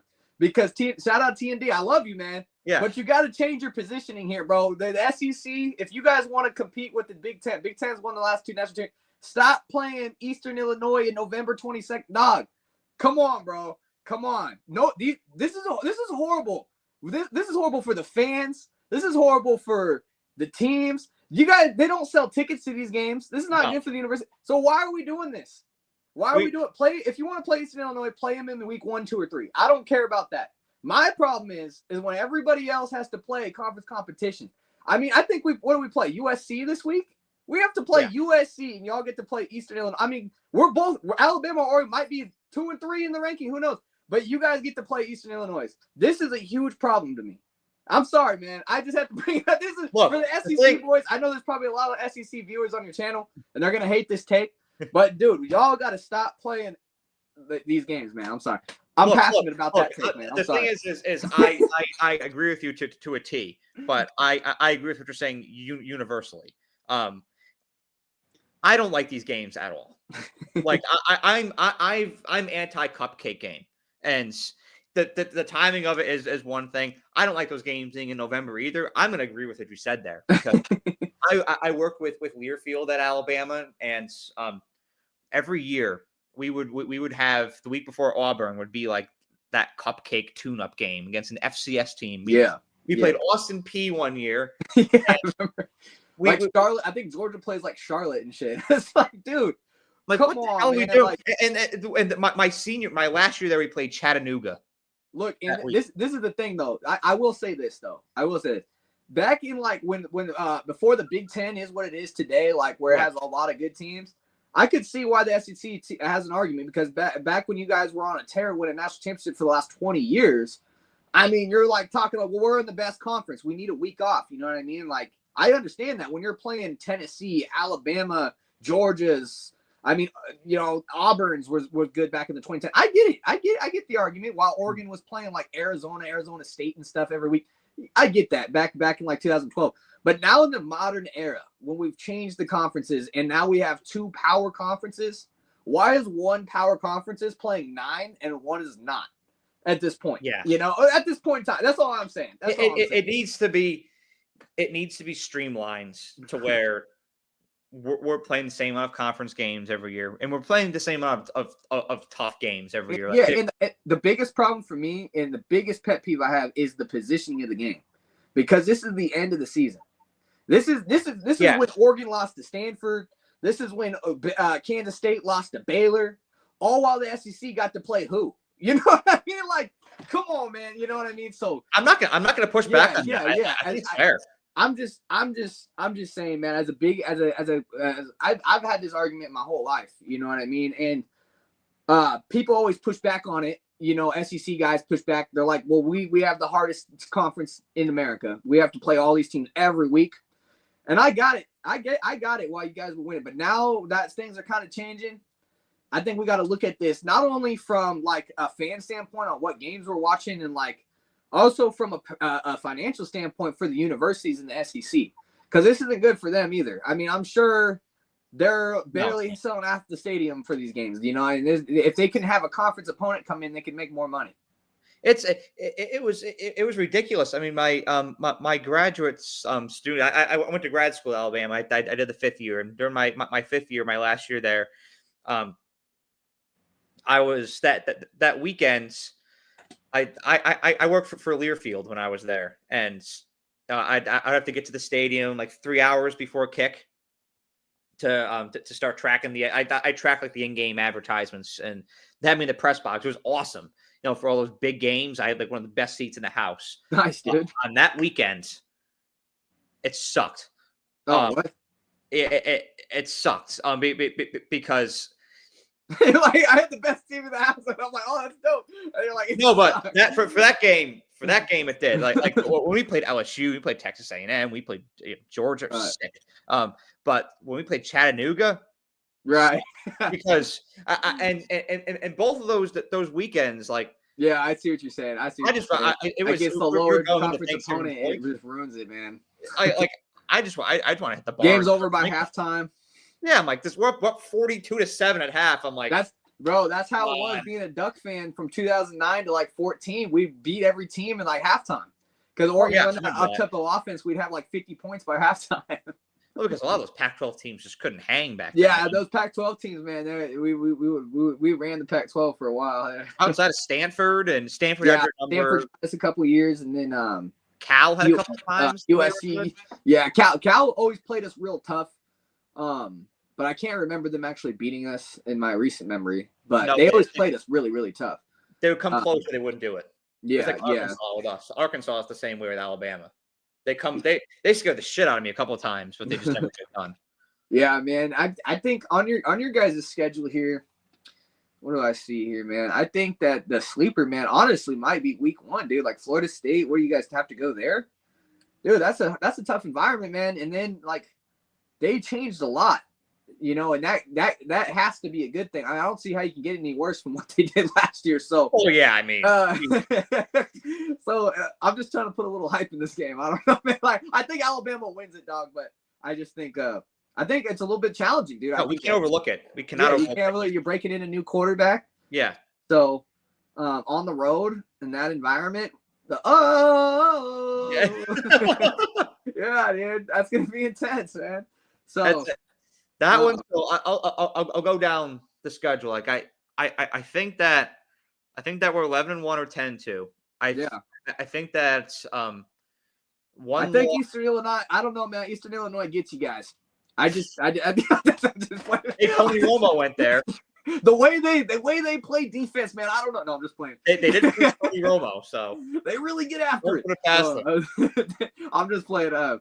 No, I think South Carolina, dude, that could be a sleeper game. Yeah, South Carolina, they're going to be in midseason form with Sellers there. They have that that tight end too. What's his name? He's big. Nick Harbor. Nick Harbor is their receiver. He's a wide receiver. Okay, I think out of high school he was a tight end, but he's a wide. They probably converted him to a wide receiver. I remember him because he was in it for Oregon too. He chose South Carolina though. Yeah, I remember that competition. Michael Smith is that tight end, but he He didn't play at all last year. This is his first year starting. This South Carolina game, that's a tough one. And then let's see. Other than that though, like maybe the Florida State game, maybe because it's your guys' first game, but like a 1-11 team beating Alabama, no, I don't see it happening. You know what I mean? The biggest threats, I look at the biggest threats I think are South Carolina on the road, Auburn on the road, Missouri on the road, Georgia on the road, Auburn too. I think that those games are going to be really tough. The home games I like. I think Alabama beats Tennessee. I think Alabama beats Vanderbilt. I think Alabama beats LSU. Yeah, I think so too. It's those, and I honestly even think we go into Sanford and beat Georgia. Okay. Just because there's something with Alabama and Georgia. Like Alabama just has their number in the hedges. I heard Georgia's home field advantage sucks unless it's a big game. That's what I've heard.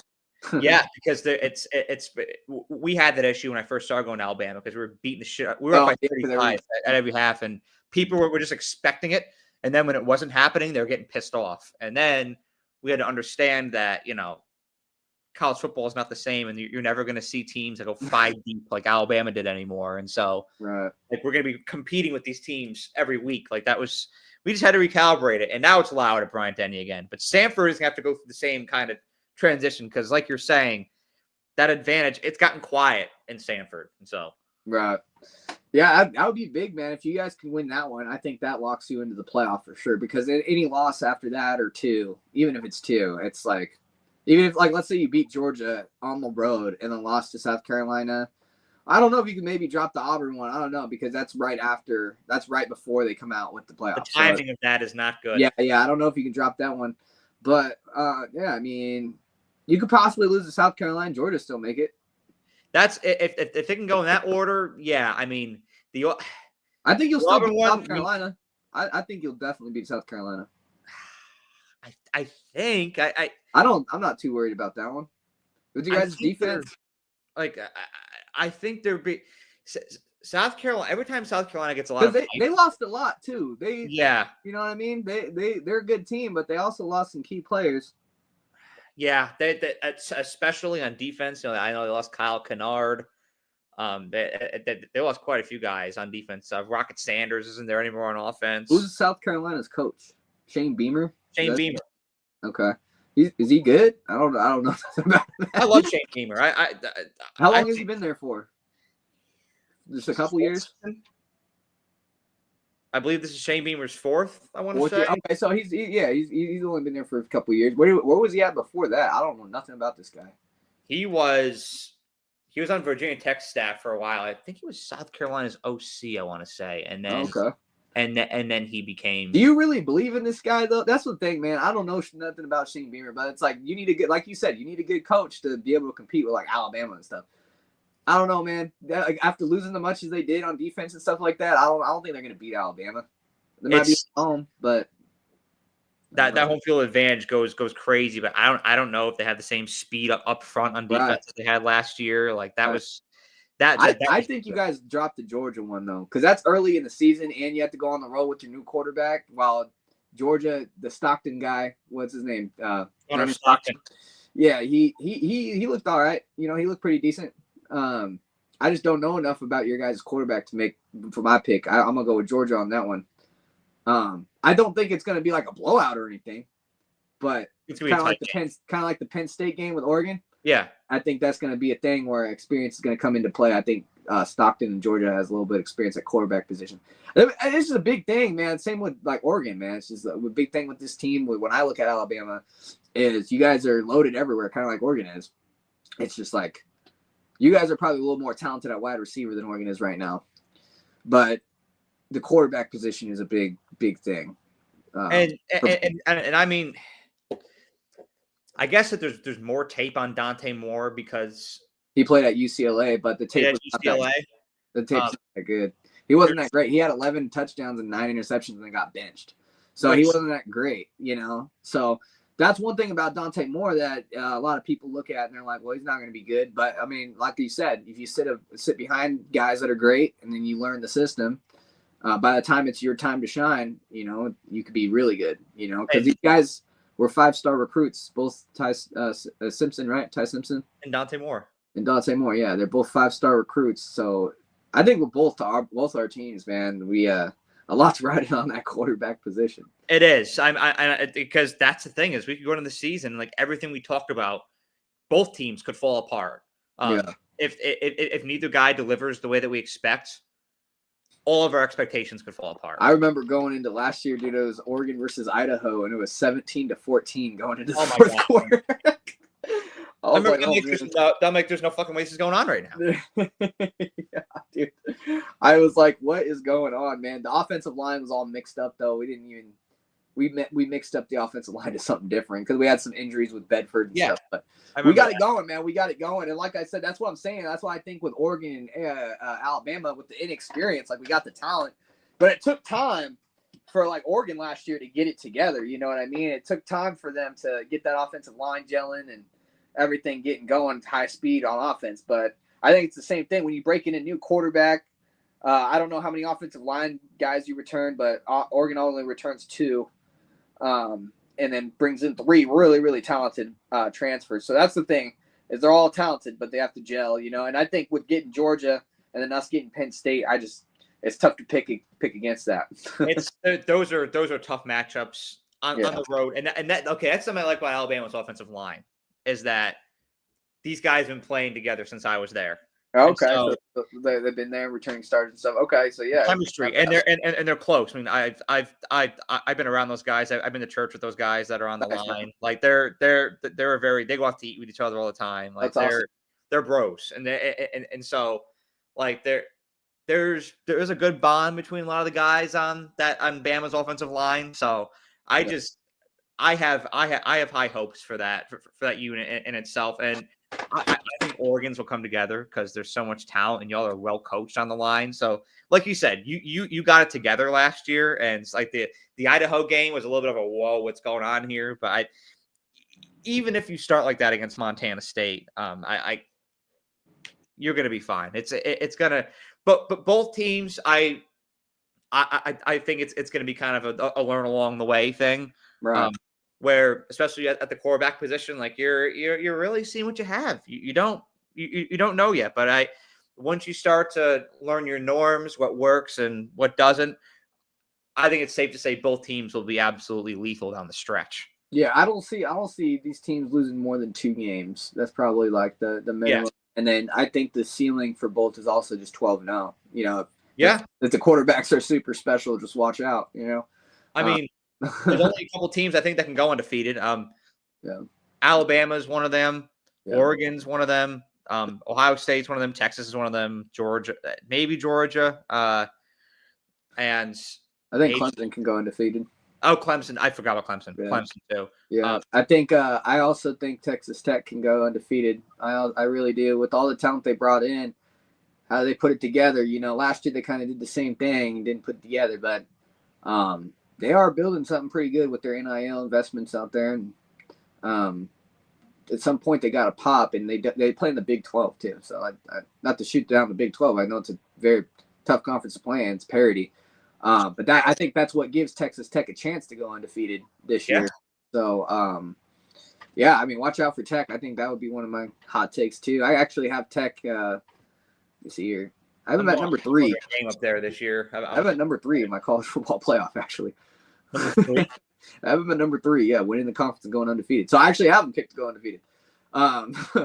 So I think Tech, I mean, that might be a hot take, but who do they even play? I didn't even look at their schedule. I'm just like, they're going to go undefeated. Or it's like they like play a tough schedule. I don't know, though, because they play in the Big 12, though, and I see they got a huge defensive line, man. Like, all the defensive line guys they're getting. I think that they're a playoff team. Yeah. A lot of people they're gonna get there. They're gonna have to battle it out with Arizona State. I think Arizona State's gonna get in again at like the 11th seed is what I got them at. That's a tough game. Yeah, I got Texas Tech and Arizona State actually in my playoff here. I got 11 Arizona State and Texas Tech at 3 undefeated. Yeah, dude, they play AR Pine Bluff. Kent State's probably the worst program in all of America right now. Actually, they probably are. Either them or Akron. Yeah, Oregon State. They play our little brothers. That's actually an interesting game for me to watch. I'm going to be cheering for Oregon State. Tech is going to destroy them. Yeah, Tech's going to destroy them. They play at Tech too. Then you get the Big 12 play. They play at Arizona State October 18th. They play at Kansas State November 1st too. So their tough games are on the road, which I guess I should have looked at their schedule first. But I'm gonna pick them to win those games. I'm gonna pick Tech to go undefeated here. Screw it. I'm entertaining if I'm gonna have Tech and Arizona State both in the playoff or not. That's actually one of the things I'm really wrestling with. Actually, because I trust both of them a lot, but the question is, will the committee let two? I think it's what's the Texas coach named Joey McGuire or something. Joey McGuire. That. Yeah, he I don't know if he's a good coach though. That's the thing that could stop him because when they played Oregon a couple of years ago, Tech actually had the lead against Oregon late in the game, and he totally screwed that up by coaching decisions. And we forced him into turnovers and all that and flags. It was a bad coaching performance by him, the way we beat Tech a couple of years ago. So, thank you so much. Appreciate it. Sorry. Hell yeah. That game really pissed me off. I remember that. Were you watching that one? Well, yes, because now the reason why it pissed me, well, kind of. I was at the Bama Texas game. That was a wild ass game, man. I picked Tech to go 10-2 that year, and so it just made me look like a jackass, and so I was very upset. Probably what's gonna happen to me. Going undefeated. I don't even know if Texas Tech has ever gone undefeated. Have they? Let's see. No. So I'm picking the history happened because their football history is kind of sparse. They're kind of like Ole Miss. Their fans will try to say that it's better than Oregon's football history because they have a national championship. No, they haven't won a national championship. No, we're in the same boat. Yeah, you're the same thing. Any team that has a national championship, they automatically think they're better than Oregon just because they have a national championship. It's like, dude, Oregon has had more success than 90% of the programs the last 20 years. I mean, ever since I've been alive, at least. I'll be the first to admit it, though. Like, if you guys want to talk, like, blue bloods, like, Oregon's not a blue blood. We didn't win in the 80s and the 70s and 60s. Not at all. So I'll be the first to admit it. But if you want to talk about, like recent modern era success, Oregon, if they win a national championship or two, they're going to be a blue blood. And I think you can have them in that conversation. But if Oregon wins a natty, it opens up a whole different conversation. Oh, yeah. I mean, everybody's comebacks are gone in an instant. No natty, zero. It's like there goes everybody's comebacks against Oregon in a conversation. No, I mean that completely rips the Band-Aid off. If y'all have then it turns into everybody when that happens, then everybody just moves the goalpost. Now it's like, we only won one. That's what it turns into. I hate that. You gotta give people their flowers when they deserve it. So yeah, exactly. Yeah, man. But hey, man, I'll be the first to admit I'm not one of these Oregon fans that are like, so diehard where I'm like, oh yeah, Oregon's always been good. No, dude, I'll be the first to admit it, man. We've never been good since it started in the late 90s, man. We went to the Rose Bowl against Penn State, we lost, and then we started working with Phil Knight. And Nike started coming up, being a bigger brand. And Nike started in the 70s and 80s. You know what I mean? It started here at Oregon for our track team. Yeah. You know what I mean? A lot of people like to throw out like, we're funded by Nike. Oregon just buys the recruits with Nike. Well, no, dude. A lot of these schools who have Nike on their uniform, a lot of these schools, they are the ones buying into Nike, getting that they want to be with Nike. Nike was born here at Oregon. So before anybody tries to say we buy recruits because of Nike, we've had Nike before Oregon was even good at football. It just so happens Oregon started becoming better at football, and then the obviously the funding when you become better at sports, it's going to go towards that department. So I mean, it's known for the famous line, Phil Knight, "What do you need?" to Mike Bellotti after like it was all about what do you need? We'll give you whatever you need. You know what I mean? So Oregon, I'm not going to lie, we have a good backing. We have a very good NIL program. I'm not ashamed of it. I don't give a damn if we buy a recruit. Make your school better at NIL. That's what I have to say. Like, if you want to hate on us because we're buying money in recruits, like I know you're an SEC guy, but like SEC's been doing it for a while now. Everybody's been paying to play. We've all been doing it for a while. USC did with Reggie Bush. You know what I mean? Even Ohio State's been doing it. Michigan's been doing it. We've all been doing it. Yeah, dude. Everybody's been doing it. It just so happens now it's legal. And now it's legal. People want to hate when people buy big time recruits. To me, I think it's silly, man. If you're hating on a school because they have a good NIL program, don't like a lot of people say, don't hate the player, hate the game. like people are getting pissed off at Texas Tech right now. It's like yeah. A lot of people are like oil money. I will be admitted. A lot of you probably see me saying that stuff, talking trash. I talk trash in the comments for engagement, for fun, to have fun with people and chirp. Oh, yeah. A lot of my takes, though, if I'm going to be real with my takes, my actual honest opinion, I'm going to say it on podcasts like this. So I appreciate you giving me the opportunity to actually come on for people, because a lot of people just think I'm some stupid college football person that just chirps in comments. No, I do that. I do that, and I do it. I think it is stupid, but it helps my page grow, and it helps me have fun conversations with you guys. So I keep doing it. It was awesome bringing the face of the name on here today, and hey, man, I appreciate it. No, it was awesome having you on here and having this conversation. I used to actually have a YouTube channel for Duck Zone and do like weekly podcasts myself and stuff like that. If anybody's watching it, I don't know if anybody remembers, but I used to do that when the page was kind of growing and stuff like that. But I even have my own podcast equipment and stuff like that. But it's just, it's a dedication. I'm sure man, running the show. It takes a lot of time to set the show up and get to know what you're talking about. Because if you're gonna make a show and people, want to know your opinion, you got to know what you're talking about, and that takes dedication to read and go through that and all that. So I applaud you on, building a successful show and getting me on here, man. I appreciate it. And I'd love to come on more, man, and talk some more Duck football anytime. And, maybe we could do this like mid-season, do it again or something like that, No, I was going to say, I want to have you on again at some point. Probably like September or probably. Dude, we should do it before the Penn State game. Georgia game and the Penn State games, like right before those. They got to recheck in. That'd be good point to check in, man. That's perfect. and then you have to catch me before I fly out though, because I don't. Wait, no, I have my phone. I can do it on the phone. I can do it anywhere. Yeah. Or we can do it beforehand. But that's honestly a great checkpoint. And when we do that one, I forgot to do this today, and it's so far in the back end of the episode now that I want to do this at the beginning. I want to ask you a little bit more about how you started Ducks 503, just for people who are interested in doing something like that. Oh yeah, for sure. Man. I want you to go into a little bit of depth about that.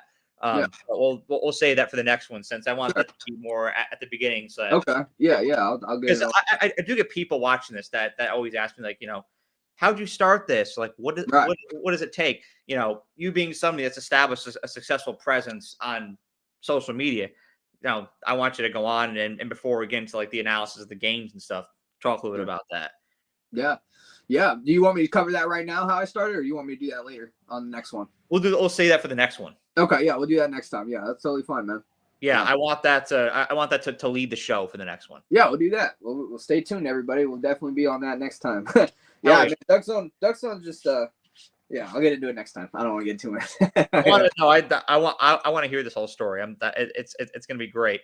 But it was awesome having you on here today, Dominiqk. This was an awesome conversation. I've got to post a short, actually, my reaction to the Giants-Bills game.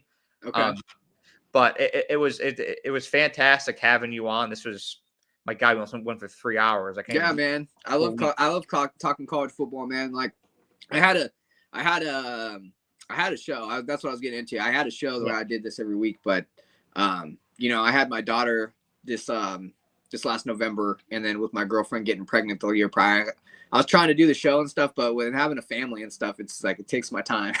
So I have to, have priorities. So I had to cancel the show, sell some of my podcast equipment, but whenever I have the chance to get on here and talk college football and talk Ducks and all the stuff, man, I love it, man, because a lot of people, they'll read my comments and stuff like that, and I do comment some stupid stuff, I'll admit it, but it's not the real me. It's not the real take. It's more of engagement farming, if anything, to get you to look at my page. But at the same time, though, I do have some comedy and humor, but I'm realistic. I have realistic opinions. I have realistic takes, and I enjoy college football, and I'm not just some stupid guy in the comment. No, this is and I want people to see that real side of you, like the 100%, man. I appreciate that. What the hell? I tried to comment back to somebody in the sidebar here. Somebody was saying something. I can't see these comments that you're seeing. I don't know. I can't see them, man. It may just be on like the operator side. I think you can only see them because I don't even see anything coming up. It tells you like that and viewers and all that. Okay. Yeah, I don't see anything. I just see us. You'll probably be able to filter through them later, but it says it rejected my comment. That's crazy. YouTube's hating. All I said was guns up. They probably think I said gun. I'm like, get the fuck out of here. Like it's like guns up, Texas Tech. Like, come on. But yeah. You got Ohio State fans in here. They're probably not commenting too good stuff about me. Those guys hate me, man. Those guys are coming in with all the artillery. I hope that they find this, because if they do, hey, I'll post it, man. Like if you I don't know if you edit up the podcast and put clips out or anything, but it just feel free to tag me, man. I'll always put it on my page as a collaborator and stuff like that. I'll probably put some. I'll slice and dice up and put some clips out. Yeah, when I had the podcast, I always just use like CapCut. Just take little clips of the videos that you like and then just like edit it with CapCut. It's a little app. It's a free app. I got that. You know what it is? Yeah, I make edits for like so you know how to edit? Yeah, I'm not an editor or anything, bro. So I just use the basic free app. But if you know how to do that stuff, man, I recommend that. I always recommend CapCut if people don't know how to to edit the clips, but it sounds like you know what you're doing. So yeah. No, I'll do that during the week just to recirculate some of the stuff they're talking about, because we have some very good points of the conversation. Dude, we had a lot of good stuff that we talked about. So yeah, I'm sure you could find like, you know, a few clips that we could post for sure. Yeah, no, it was solid, and we'll get that circulating throughout the week. But thank you for hopping on today, Dominic. Thank you, man. Go Ducks. Yeah, man. Go Roll Tide, man. I appreciate it, man. We'll just let me know whenever you want me on the show again. I'll make sure to schedule that in. Oh hell yeah. No, I'm looking forward to having you back on here again. This will be reoccurring. I want you were electric on here today, so I want you to keep coming on here. Yeah. I don't get enough of an opportunity to go on YouTube and like talk, you know. I always kind of just post stuff. So whenever I get the opportunity to talk, I love it. Oh my God. And you're always more than welcome here. I like how people that no ball, but appreciate and love ball to the core too. And I can tell that you truly do. So you're always more than welcome on here. Yeah. One thing I love about you, man, is like you're realistic too. Like you talk to a lot of people who are fans of their schools. They're going to just be like, we're going undefeated. We're winning national championship all the time. And like, you keep it real, man. So I appreciate that. And you too. I mean, there's a lot of crazy Oregon fans out there. You're not, there's a lot of crazy Alabama fans out there. Yeah, they're everywhere. You gotta keep it level. Like we're gonna drop some games. It is what it is. Like we're not gonna win out and win the national championship. Like it isn't like that anymore. So like, you know, we gotta keep it real. Yeah. So we'll keep it real. At the same time, though, we are national championship contenders. Let's not doubt ourselves here. Oregon and Alabama are going to be in the conversation this year. Oh, we are both. We are both contenders. I don't know who else is going to pull up, but we are both in the conversation. Yeah. I think, man, I personally, speaking from an Oregon fan, I just think 2026. I said it a couple times now, but I think next year is going to be Oregon's year. It's all about timing. It's all about returning starters, and I think that Oregon has more of that in 2026. I think this year's going to build up to it, but championships happen years before they happen, and I think like I'm seeing it with Texas this year. Like this has been years of the process, and I think the same can be said for Oregon in 2026. That's just my gut feeling. Yeah, I'm interested to see your bracket. I got mine coming out too. I leaked some of the information already, but I'm gonna have mine coming out soon. Hell yeah. No, mine too. Please tune in next Sunday. Mine will be coming. Right, I gotta piece that together this week and get that all set up and make some tough decisions. I'm gonna have to make I have some tough decisions to make, but that'll be coming out next week, and I'll keep my eyes peeled for yours. Yeah, man. Well, all right. Well, yeah, man. I appreciate it, man. If you guys want to go follow me, if anybody's still tuning in here, it's at DuckZone503 on all platforms. I think on TikTok it's like DuckZone.503 or something like that. It's a little different, but I'm sure you'll find me on there. And yeah, man, I appreciate you having me. I was gonna say follow everything DuckZone503 related. It's all I've been following for quite some time now. It's very engaging stuff. So go give it a follow. Yeah. I try to just if you guys don't know, try to just keep everybody updated with the football program because everybody kind of follows, like, you know, my whole idea with it, I'll get into it next episode, but my whole idea with DuckZone was like to try to get one media page where everything and everything to do with the Ducks is on here, man. Instead of going over here to this page to look at this Duck content or over here, let's just tag the page, give them credit, and then get it on the page, man, and try to get people to look at as much Duck content I can get together on that page so they're not missing anything about the Ducks. Yeah, and that's smart, like streamlining it all instead of having to go zigzag everywhere. That's a huge part of value proposition. So that's huge. Yeah, and I try to bring some humor. Obviously, you know, if you guys, I'm known for my comments in the comment section, so you guys will probably see me in there making some funny comments. But I'm also known for kind of giving my takes as well. Like, you know, I always give my honest takes. I keep it real. I try to keep it as real as I can. I'm never going to try to overhype or, you know, try to play down anything. I'm always just going to give my honest feedback of what I think. So I make like my own top 10s. I try to make as much original content as I can. And then also going to games. I do game day vlogs, you know, little game day vlogs when I go to the games. I'm a season ticket holder. So just kind of give people who haven't been to the games some of that experience as well. So appreciate you guys. Thank you. No, I like that. I love that vlog content, being able to see what the games look like, and then everything being constantly updated and refreshed. I mean, that's the key to a great page. Yeah, I appreciate it, man. Yes, sir. Thank you for coming on, Dominiqk. Have a great day, and go Ducks. Thank you all for tuning in. Go Ducks. All right.